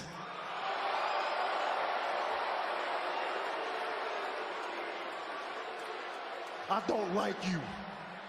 Huh? I don't like your hair. I don't like your face. It's like shouting to a puppy. It's like, I don't like that shirt what are you doing, wear. man? Hey, I don't like him being around my family every single week. My dog this, my dog that. Hey, how you think you part of the bloodline and you ain't blood? Bit racist, Jay, to be honest. Hey, news flash for you, Sammy. You never will be, Oos. You don't belong here. Don't nobody in this group like you. I'm just the realest one to say it out loud. You's a fake ass Oos. You know the difference between you and me is? I shed blood for every single one of my family members in here because it's my family, not yours. Oh, will you do it? Will you? I'm asking you a question. Why are you yelling at me, huh? Why are you yelling at me? I'm trying to make peace. The tribal chief said he wants peace. I don't give a damn what the tribal chief say. Oh. There And thus it the is. seed was planted. There it is.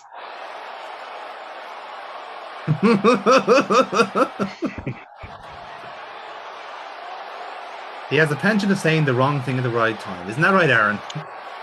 Yes. Yes. Oh my God, Aaron's Jey Uso. How dare you? Sorry, main event, Aaron.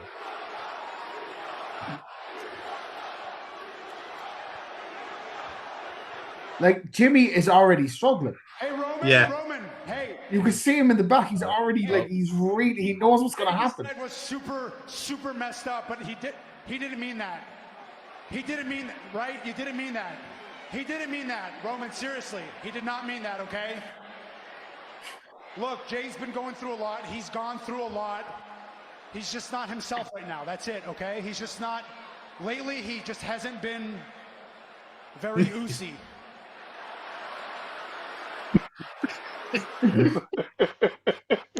And they're all. I have a very strong feeling that was meant to be something else. Yes. And he just ad-libbed the Uzi line. And it's like he promised him I wouldn't say it. And he did. And He broke everyone. Yeah. He broke Heyman, he broke Solo. Call for the fucking man. Call for the man. And things had gotten so tense at that point. But it's the choice of word. He said a word that means something to them. Right with That's it. the problem, Jay. It's because you're not feeling.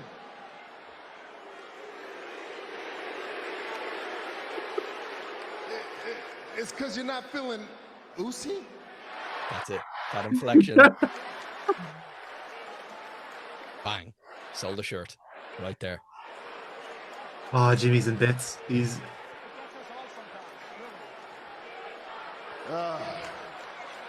No, stay right here. Stay right here. Fuck that. We're on rails. If you can't find your inner Uzi again, I'm gonna do something you ain't gonna like. This is what I'm gonna do. Damn, he's so proud of himself. yeah. Away. And I'm gonna make him a full-blown oos. He has that kind of like you could see the tail wagging when he said that as You know well. what? No, Yeah. If you don't figure this out, we're just gonna change his name. You wanna know what that name's gonna be? We're gonna name him Sammy Uso, y'all.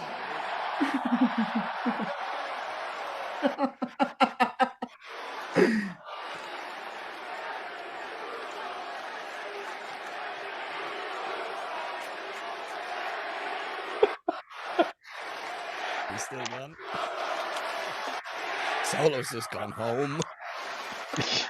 Yeah, that camera's not gone onto Solo once, I don't think. No. I actually He was forgot that corpsing big stuff. yeah, he was done, I say. He probably left. Well, ladies and gentlemen, I think the Tribal Chief has called an end to this segment.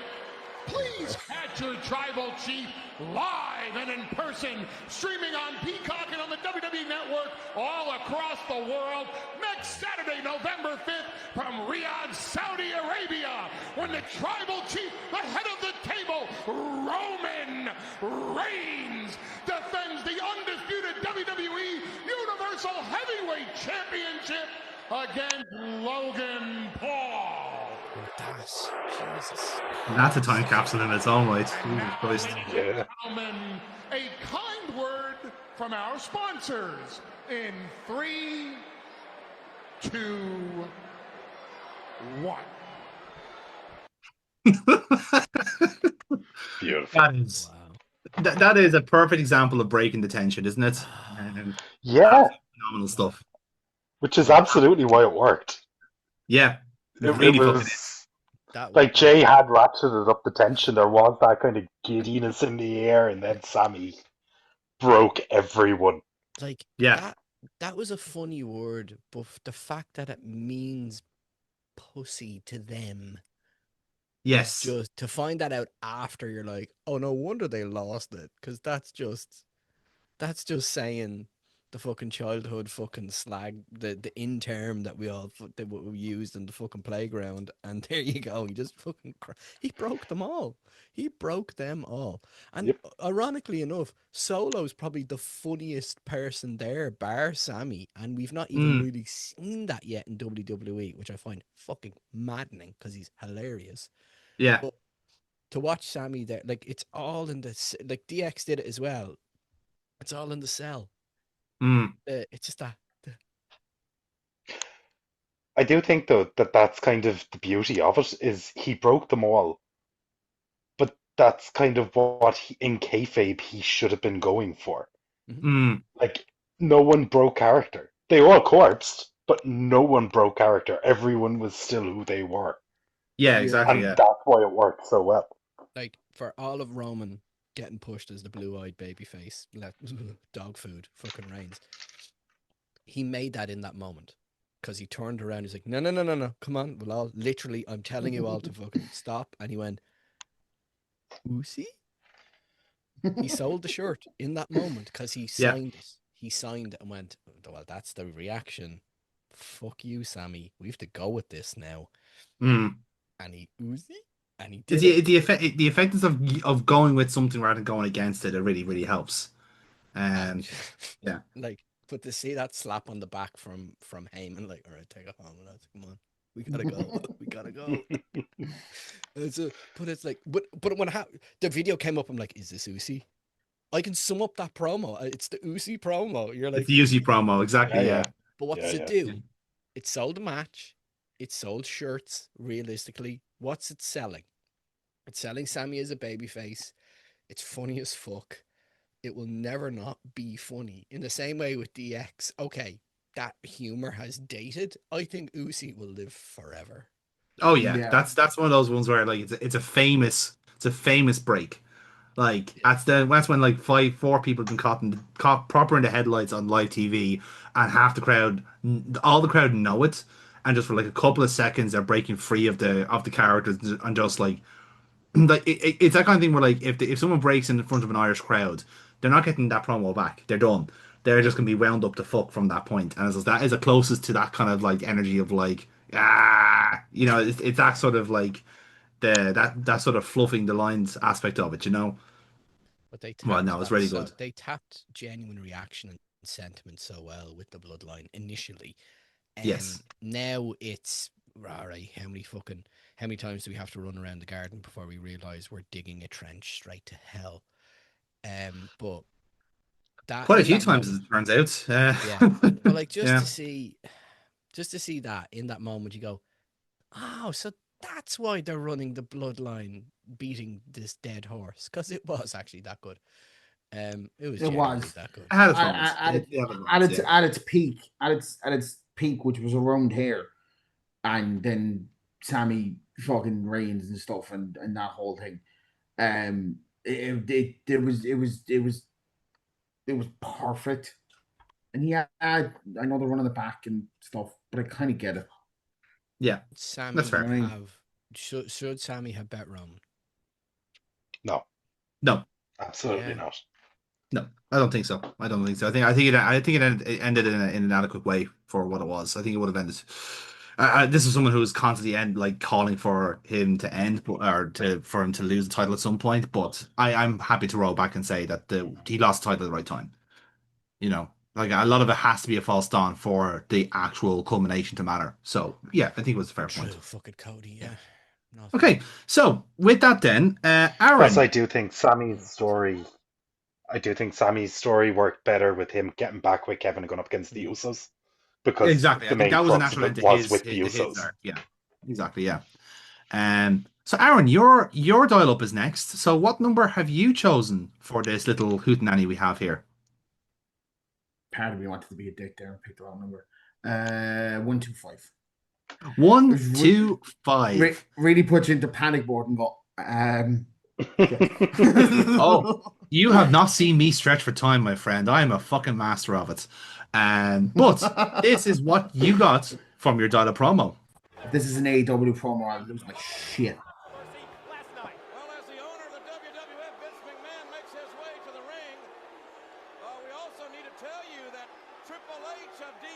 I like that the little metagame of this is trying to figure out what happens before it happens.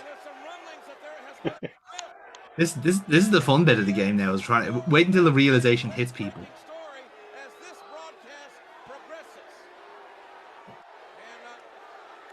Again, the question of aesthetics. How was anyone actually able to see the show with all the fucking signs in the way?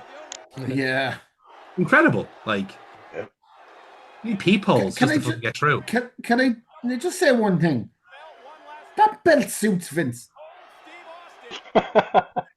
Does that make sense? Like, if he wasn't the owner and he was the actual WWF champion, that belt kind of suits him. I think he needs a smaller belt to accentuate the actual build of him. Yeah, maybe that too, yeah. You know, like how old wrestlers, when they had the real kind of like the proper like puffed out chests, the title that a little bit smaller, so it looks bigger, like their sort of hands look bigger, you know? Ladies and gentlemen, is this mic working?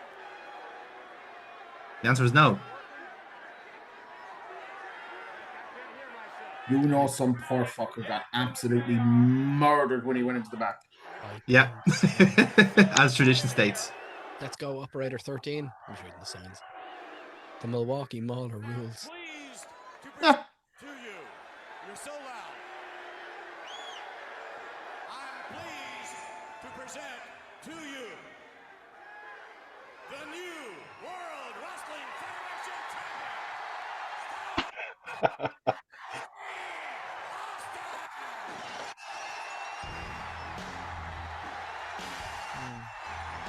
Yeah, there we are.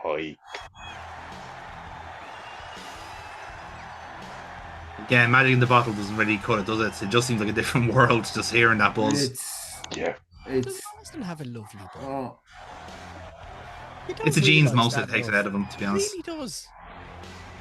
I saw an ad for jeans today. Where is it? Well done, Vinnie Mac.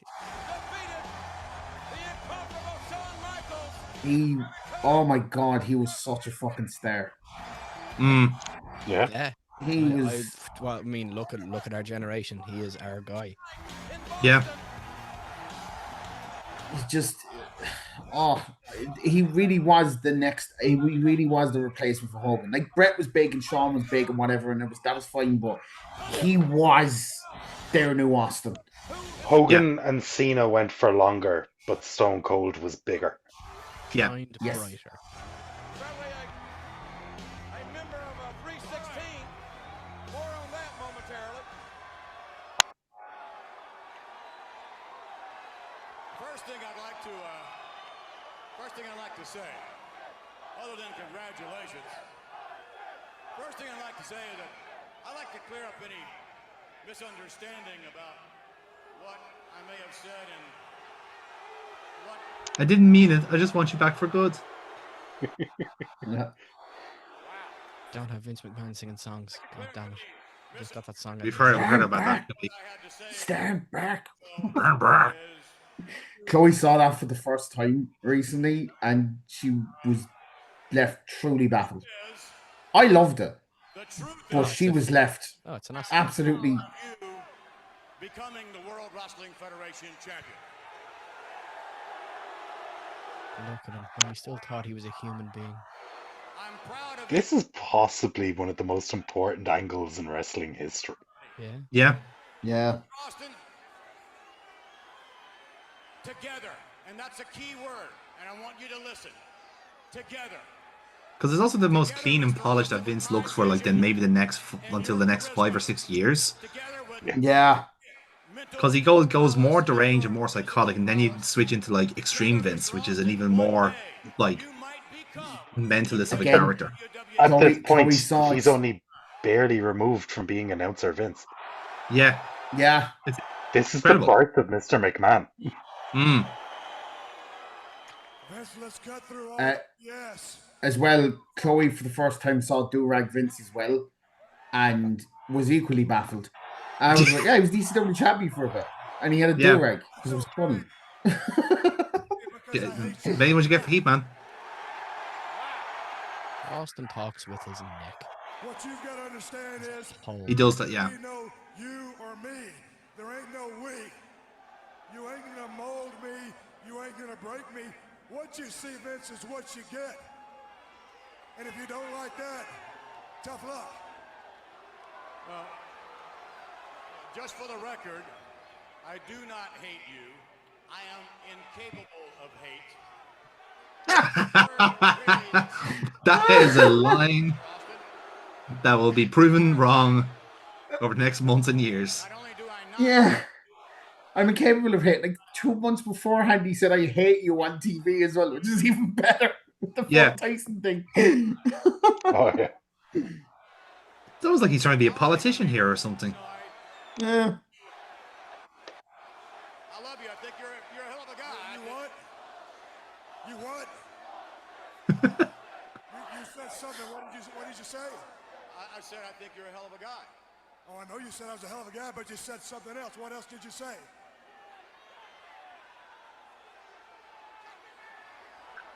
I didn't mean that I loved you. I just meant it's a figure of speech. I love the idea of you making me a lot of money.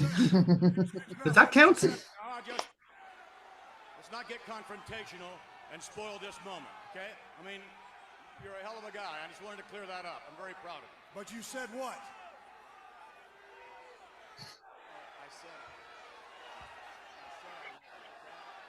Put the microphone up to my mouth before I bag it in. What did you tell me? I said I loved you, but I mean, it's just a figure of speech. That's all I'm saying. I'm not taking you on a dinner or anything like that, you know. Like, that means I have to pay for you. Oh, yeah. So. Definitely don't want to shit on you. Okay, hot shot. I love you too.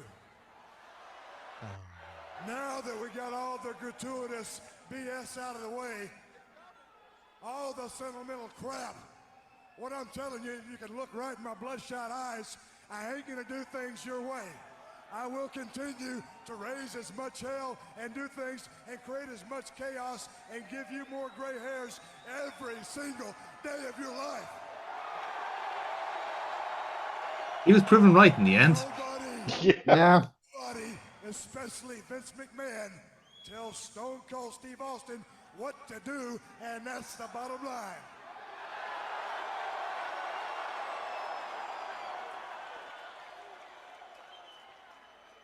Well, we can either do this the easy way, or we can do this the hard way, Mr. Austin. And that's going to be your decision. What's that mean? Well, that sounds like an important decision. The easy way or the hard way. And if I'm going to be able to be forced to make a decision here tonight, I'd like your definition of what the easy way and what the hard way is. What is your definition of that? It's real simple. The easy way is to learn to be flexible, to learn to adapt, Mr. Austin. And if you'd bear And commit to all of your corporate obligations. Mr. Austin, adaptation is a key of life as well as in business. That's the easy way, and quite frankly, the hard way. You're going to wind up doing it my way anyhow. You'll be forced into doing it my way, so that's the hard way. And we don't even need to discuss that. Lines that did not age well. Nope. Like I said, it's a really important decision in my book. But crack. In my relationship, can I have maybe 10 seconds to think about this decision? Meatball taste steam. This is where the Jeopardy music will kick in here.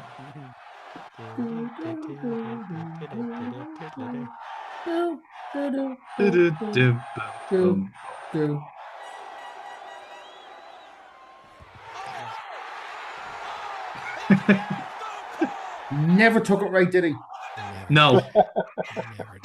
He still doesn't know how to do it. Like, I think he got it right once and shocked everybody.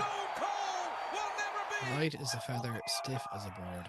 Holy fuck. What you've just seen is how to do things the hard way. If you want Stone Cold to continue doing things the hard way, give me a hell yeah. Oh, hell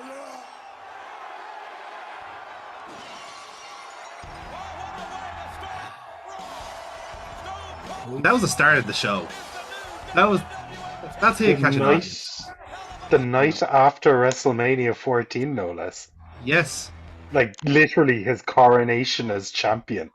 Mm. I couldn't have been more perfect. And not even that, it's like, again, it's this other thing of like, what do you do with a post-Raw Mania, which is like, or post-Mania Raw, I should say. An art that's been kind of lost in the last couple of years with the kind of tedium that WWE find itself in. That's go back to this. Like, your the first shot after Mania should set the pace for the next year, in principle. You know?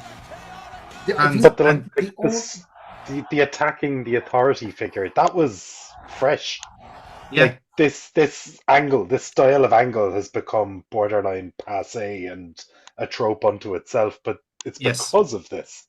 This is where it comes from. When it works, it works. That's just it. Like, it's an evergreen kind of angle, you know? Mm-hmm. In the same way. Do you know what you can say as well about it? You can see a lot of post pipe on Punk in this too. There's little bits in it, especially when he handed them over the belt first and the easy way and the hard way bit. I'm sure Vince said that to Punk at the contract signing on Raw. Yeah. It shows a lot like how much he took from him. How much we should have gotten that fucking match, but still. But it's what a promo. I was shitting in case it was going to be an AEW one because usually there was a lot of modern stuff in it. And I was like, but I was about to have to listen to Kenny Omega talk for 15 minutes. Ugh. But it is the perfect coronation. I think it's only been matched a handful of times after Mania, and the only one that comes close to it in my head is Reigns the Raw after he beat Taker. And he didn't even say anything that night. He just stood in the ring for 10 minutes. Yeah. Let the heat do its thing. You see, like that, look, that's proof that our generation is the best wrestling generation. Fuck everyone else. But like, that was clunky. That was not smooth. It was not well rehearsed. It's almost like it had attitude or something. And even seeing Slaughter going, fucking wrap it up. Watching for all these things and like you did with Heyman, like there's active producing going on at all times. And McMahon obviously can fucking cut. Like, that was a long fucking segment to do what exactly? Get a belt on a cunt. Yeah. Like, really, like, but they didn't have the table laid out. They didn't review. He was there in the ring. He had it. He gave it. A little bit of a drop on the foot. But that wasn't played for ha-ha. It was just all natural. Yeah.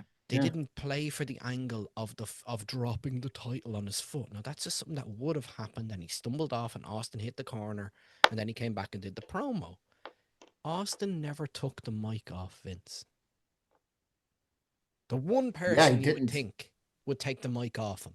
He didn't take the mic. You have to keep coming back to the center. You have to keep coming back to the tension.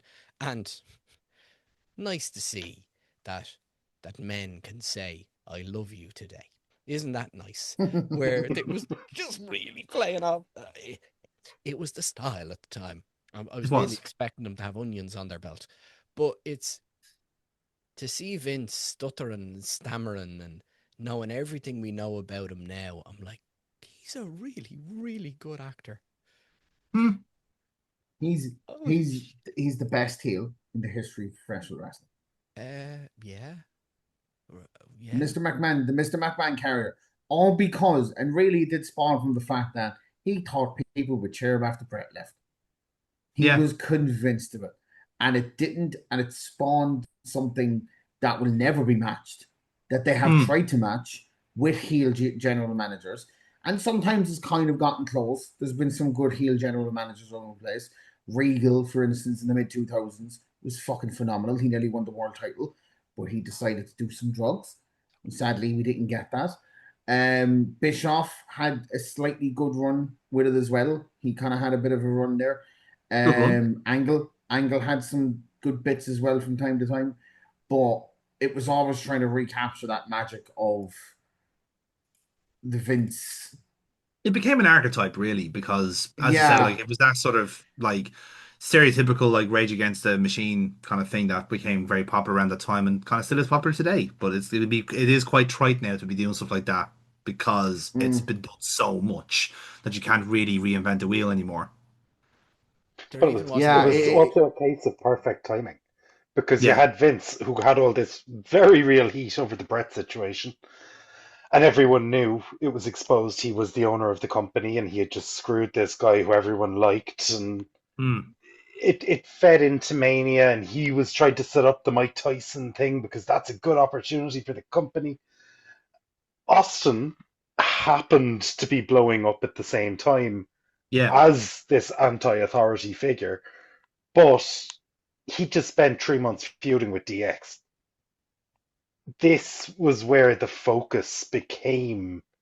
Hmm. Here we've got this corporate schmoozing prick of an owner. Here we have this unbelievably popular anti-authority babyface. Once Put them together. in a Yeah. lifetime anti-authority babyface as well that we didn't get again until Punk 20 years later. Yep. And Fair point. Austin, like, just so fucking. He didn't even have the crowd the way he ended up getting the crowd. That's still not his peak. But he's just No, able it's to not. sit in the ring and sit in the tension and go, hang on. What did you just say? Like Reigns. He's listening. He's engaged with the audience. And he's like, no, we're gonna say this again. What did you just say to me? Come on, it's all right. And then that Austin tour, I love when he does it. He goes from, yeah. No, you're gonna say that into the mic, or I'm gonna fucking feed it to you. Like, it was like, there he is. That was the And just right that's there. where the parallel comes with the Punk thing, because Punk kind of redid that again, where he tried to make him say I'm sorry. Hmm. When you released Chris Masters and all these people, and he goes, "What do you want me to say? I'm sorry, isn't it?" It kind of redid that again. So it's such a good crowning of It's a great promo. It's a great promo. He's the new guy. Punk will never. Let's go.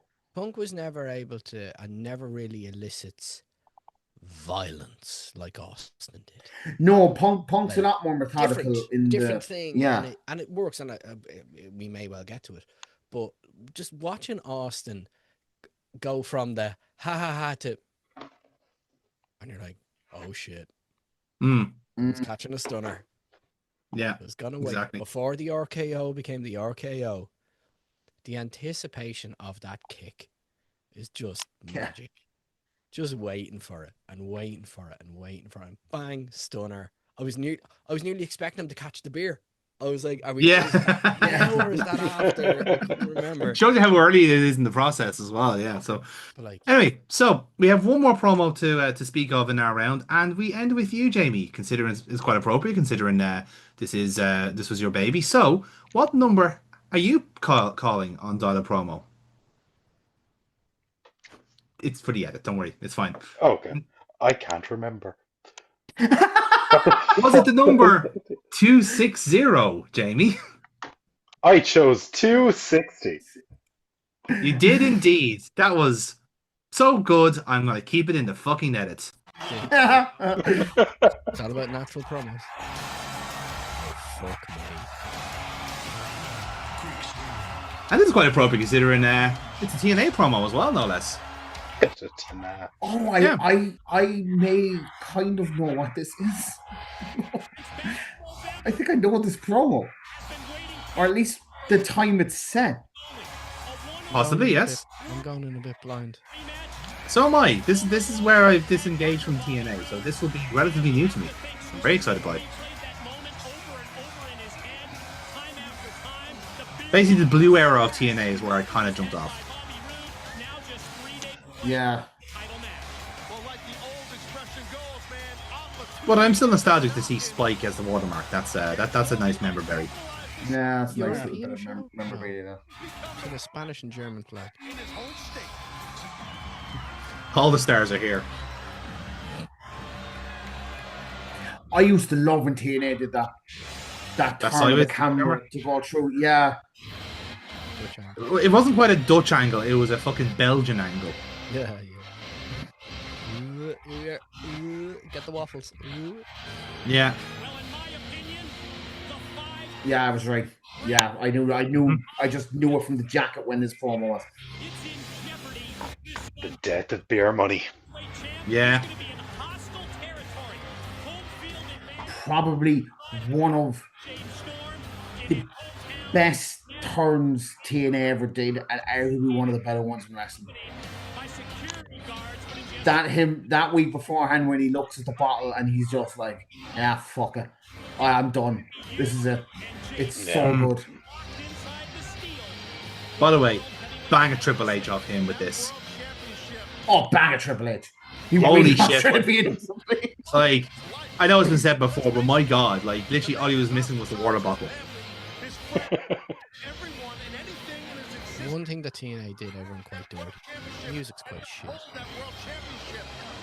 The music got worse in TNA. There was a point where the music was pretty fucking good up to a point, and then really around this time is when the production kind of fell apart. Wasn't that Dixie's husband? Yeah, I think so. Yeah. All the early stuff. It seems for the last couple weeks we've been doing a lot of yelling at each other. What happened to the days when we were boys and we just talked? Remember that time we were on the plane, 15 hours over to Japan? We were sitting beside each other talking about how great it would be if one of us could wrestle for the World Heavyweight Championship. And then we just both laughed because we didn't think it would ever happen. And now here we are. 4 times World Tag Team Champions. Ooh, look at this post-production montage. A creative choice, no less. TNA did that a bit around this time, and I always kind of liked it.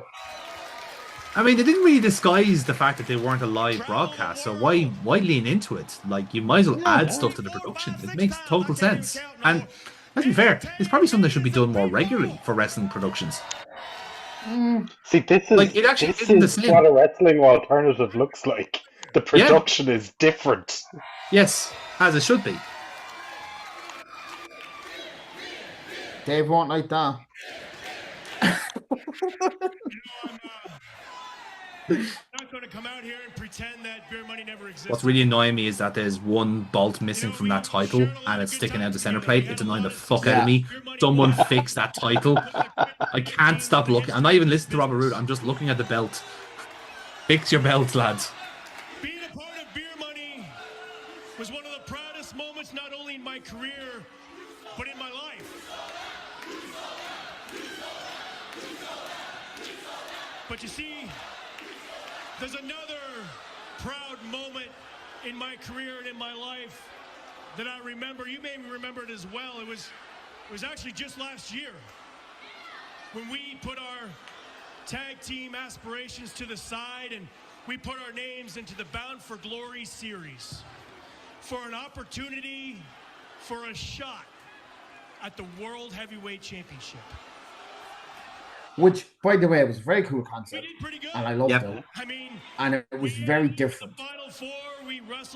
It was like an American take on the G1.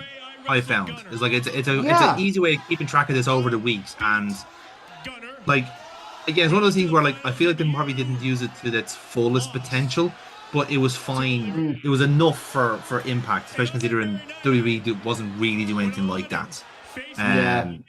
You know, like again, the King of the Ring format was long since dead at this point, and it was all multi-man matches really. So there was nothing kind of formalized as tournaments, you know. Yeah.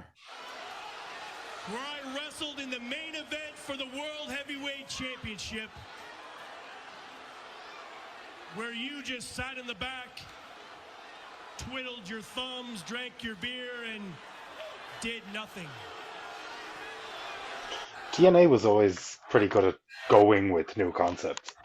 Yeah. Yeah. TNA's effort, like, point of view was always, it's worth a shot. It's worth a punt. You know? Yeah. Watching the monitor, and I remember you got beat. Remember this. Do you remember the next week after that, I beat the guy in record time that beat you?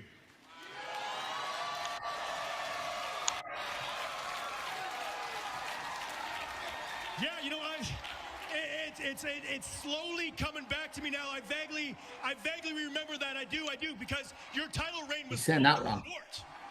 That's not right. Then vaguely. Back 2 weeks later. He is Canadian, don't forget. The vowels sometimes don't come across the border. Yeah. I remember it like it was yesterday. Macon, Georgia, November the 3rd, 2011. I know you remember it. That was the night that I not only beat you for the World Heavyweight Championship, but I became the it factor of professional wrestling. And became the leader of the selfish generation. Which is a great line. Mm-hmm. Remember that? You know, actually, I do remember that. I'm glad you brought that up because that's the night you hit me in the head with a beer bottle. Real glass too, lads. That's the night that you destroyed the legacy of beer money. That's the night you destroyed a friendship. Friendship! Cut the bull! That's the joy of post-production. You get to bleach it out like that. We were never friends. 10 years ago when we met, I hated you and you hated me. The only reason why beer money was so successful was because of our individual passion for this business. We hated each other. All those stories about traveling all over the world, drinking beer, having good times is a bunch of crap, and you know it. You despise me, and I despise you. You made a living, and you supported your family off of my talent from day one. From day one, you've been jealous of me. I'll pose it a question at the end of this promo. That might hurt James Storm, but I'll ask it anyway. Let me tell you something, Bobby Roode. Where I come from, family and friends still mean something. You don't sell your friends out for the love of money, and that's what you did because you're selfish. You did it for the money.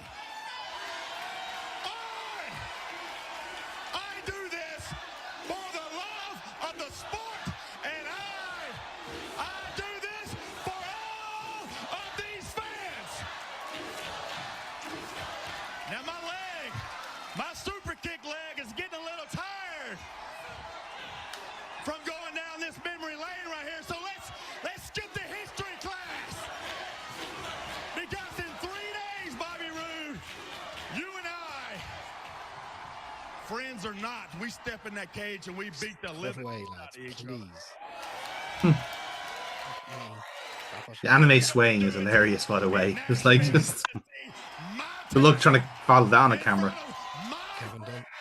In front of my family. I don't give a damn about Nashville, Tennessee. I don't give a damn about your friends, and I sure as hell don't give two about your hillbilly wife and your redneck kids. Oh, it's God. And this is This is excellent. You want this to get real? Let's get real. You walk around like some big shot, like you're some big-time star. Let me tell you something. You're not going to need any damn luck. You're going to need a damn miracle to get your out of that cage.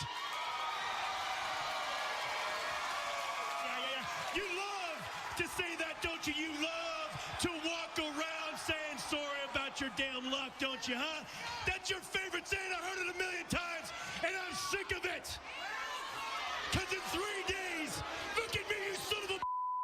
In 3 days, you're the one that's going to need all the luck you can get. And considering your history with your 2 dead brothers and your dead father, you have no luck. Fucking hell. That was fucking great. I didn't remember being that good. Holy That was shit. excellent. That was That's heat. excellent. That is heat. It was intense. It was personal. No one was doing anything that didn't fit who they are. That was brilliant. Yeah. It broke down their history. It felt like an argument. It was very much an argument.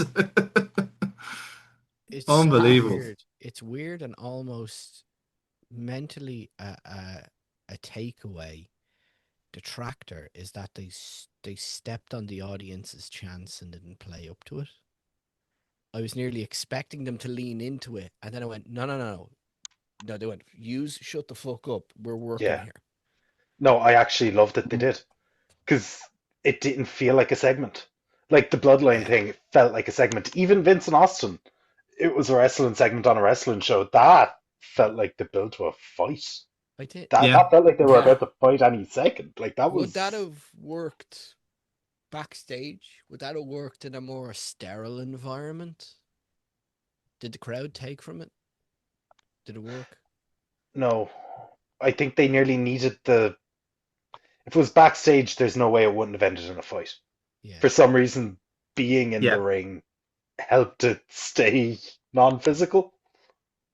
That camera angle did fuck me up though. It worked. It did its job, but I'm like, like doing it from an obtuse angle like that is better than doing the camera cuts because like you're disoriented because it's so fast. It's so such a frantic argument. Like they were very, in fairness, the camera work was quite good at Impact at that time because they're doing all the little kind of hidden camera stuff at the time as well, as I recall. So they were doing clever stuff like that at the time. If anyone remembers, did Bobby Roode win that one? Yeah. I need to. That was the 3rd of April 2012. And in 3 days after that, bear with me. Like, what was that? What was that doing? Selling the pay-per-view. Anniversary. It did its job. That was Lockdown 2012. And Bobby Roode defeated James Storm in the cage match in 19 minutes. There you go. But what I was going to say was wasn't Bobby Roode proved right in the end that his decision was the right one? Yeah. Career-wise and decision-wise. You know? Everything-wise. I mean, he ended up becoming a bona fide star right up until when he left. He was TNA He was technically TNA champion when he was in the WWE.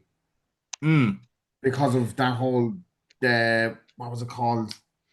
Global Force Please Buy My Gold Wrestling. They taped it all months in advance. That was months in advance. Bad times. That was bad times. Like to see that was still to come. See Bobby Roode go into his run in NXT with Glorious, but to like, it does like, that's just a broken up tag team angle, but done 1,000 times, a million more, and they're going head to head there, and there's no doubt in my mind that one of them was not, if not both of them, a little bit fucking pissed off that their foreheads were sore. You know, that was like that. Just the line of "cut the bullshit," and you're like, "Oh, there it is. There's the other gear that no one else. There's the other gear that no one else goes to." And it's a bit of a contrite line of your hillbilly fucking wife and all that, but it's like they had rose the tension between the two of them. You could have said fucking anything there, and to pay off what we've been talking about. Both of them boys fucking meant what they were saying. James Storm did sell what he was saying there. And he looked hurt. And he looked upset. It was, I think, arguably the last good angle in TNA for quite some time. I was very much hooked into it at that point. There wasn't a single person on the planet who tell me that WWE was better than TNA at that point. That was just an absolutely fantastic storyline and angle, and the breaking up of the tag teams has happened a million times, and it very rarely gets that good. You have to be over as a tag team for people to give a shit. Yeah, because they were fucking shit hot, because like 6 months earlier they were doing that. You have to beat them. If you don't beat them, you have to break up or you have to leave TNA. So they knocked out a few tag teams out of TNA at that point. And then they went on to do this. And within a year you were doing the Aces and Eights, and that's where I think that's when most people went out. Because that just got convoluted. Aces and Eights came within months. Yeah. This was 2012. This was for scope. This was right before WrestleMania 28. Yeah. So not the best of times across the water. But I think that this was also the promo leading to the match. This was the go home show promo for the blow off match of that feud.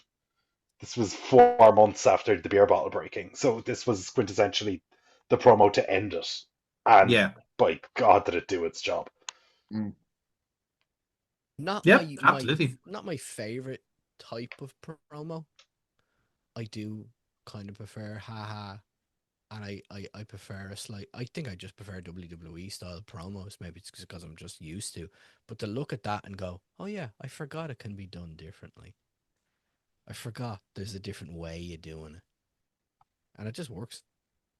That's just it. I think it's a quintessential like go home promo in a sense. Like that's the sort of stuff that you want to put out to be the appetizer for your big feud, your main event for the next pay-per-view. That's the sort of stuff that TNA had to put out in order to kind of catch that little bit of traction, that little bit of like stuff like that. And again, now that we're kind of doing something like this, it's nice to be able to look back and go, actually, you know what, that was just phenomenal work. It's a shame that perhaps no more people weren't watching it at the time, but that doesn't take away from the incredible effort from the two lads there. Like, I'd say they were fucking high-fiving each other after the end of that. The job there, that is the end of the Impact right before the pay-per-view. Their job, sell the pay-per-view. Yeah, exactly, yeah. I want to see them fight after that. Yeah. If I'm sitting there watching Impact in 2012, there's a chance I go buy that pay-per-view because of that promo. I think what helps as well is when Bobby Roode did turn heel and he did go on his own, he was probably the best heel in American wrestling outside of the WWE, if not just the best heel in wrestling at that point. He was so perfect for that role at that time. He was fucking phenomenal. I know he's a banger Triple H of him, but it worked because he was fucking brilliant. The thing about this as well is it was country mouse, city mouse. They became the opposites of each other. Yeah. Which is kind of how Beer Money was set up to begin with, but it was the suit wearing capitalist who was like opportunity versus the good old rural boy who's talking about loyalty and family. It was good. They were diametrically opposed. I will also point out that in TNA fashion, where they can't get out of their fucking way, it was right after this they put Bobby Roode with Austin Aries as the dirty heels. So they didn't leave him be the single star he'd just become. I'm telling you, I have memory holes that whole thing. I don't even remember that. Oh my god. No, not against Austin Aries. I loved Austin Aries. I loved when WWE signed him because I thought he's going to win the big one. Obviously, he didn't because he's an arsehole.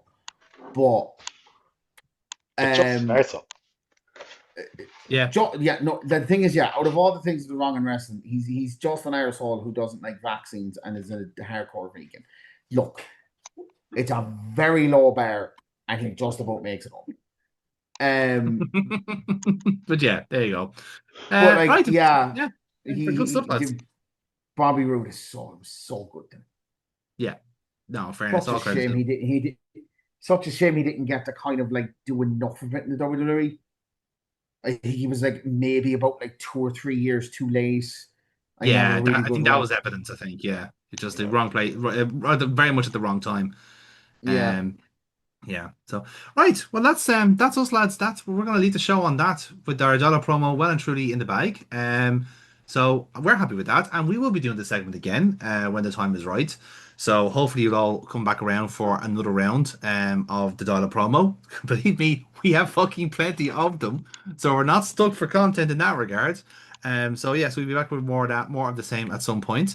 I will say for our next GrapsWatch podcast, it's probably not going to be in a regular interview. We're probably going to do it sometime in towards the end of the month. But I am going to leave a little teaser here because we're going to do a little World Cup of wrestlers for our next podcast. Because I guarantee you, there's fucking nothing happening at the moment. So we're going to do weird stuff in the meantime. And this is the sort of weird stuff that we can do. So we're going to do a GrapsWatch World Cup. And more details to follow when we actually do the podcast, because I'm still trying to iron out the finer details. But until then, I'll thank my colleagues, Aaron, Brian, and Jamie, for jumping on for tonight. And obviously for you lovely people watching and listening at home. Until then, enjoy the Graps, and we'll see you for the next show.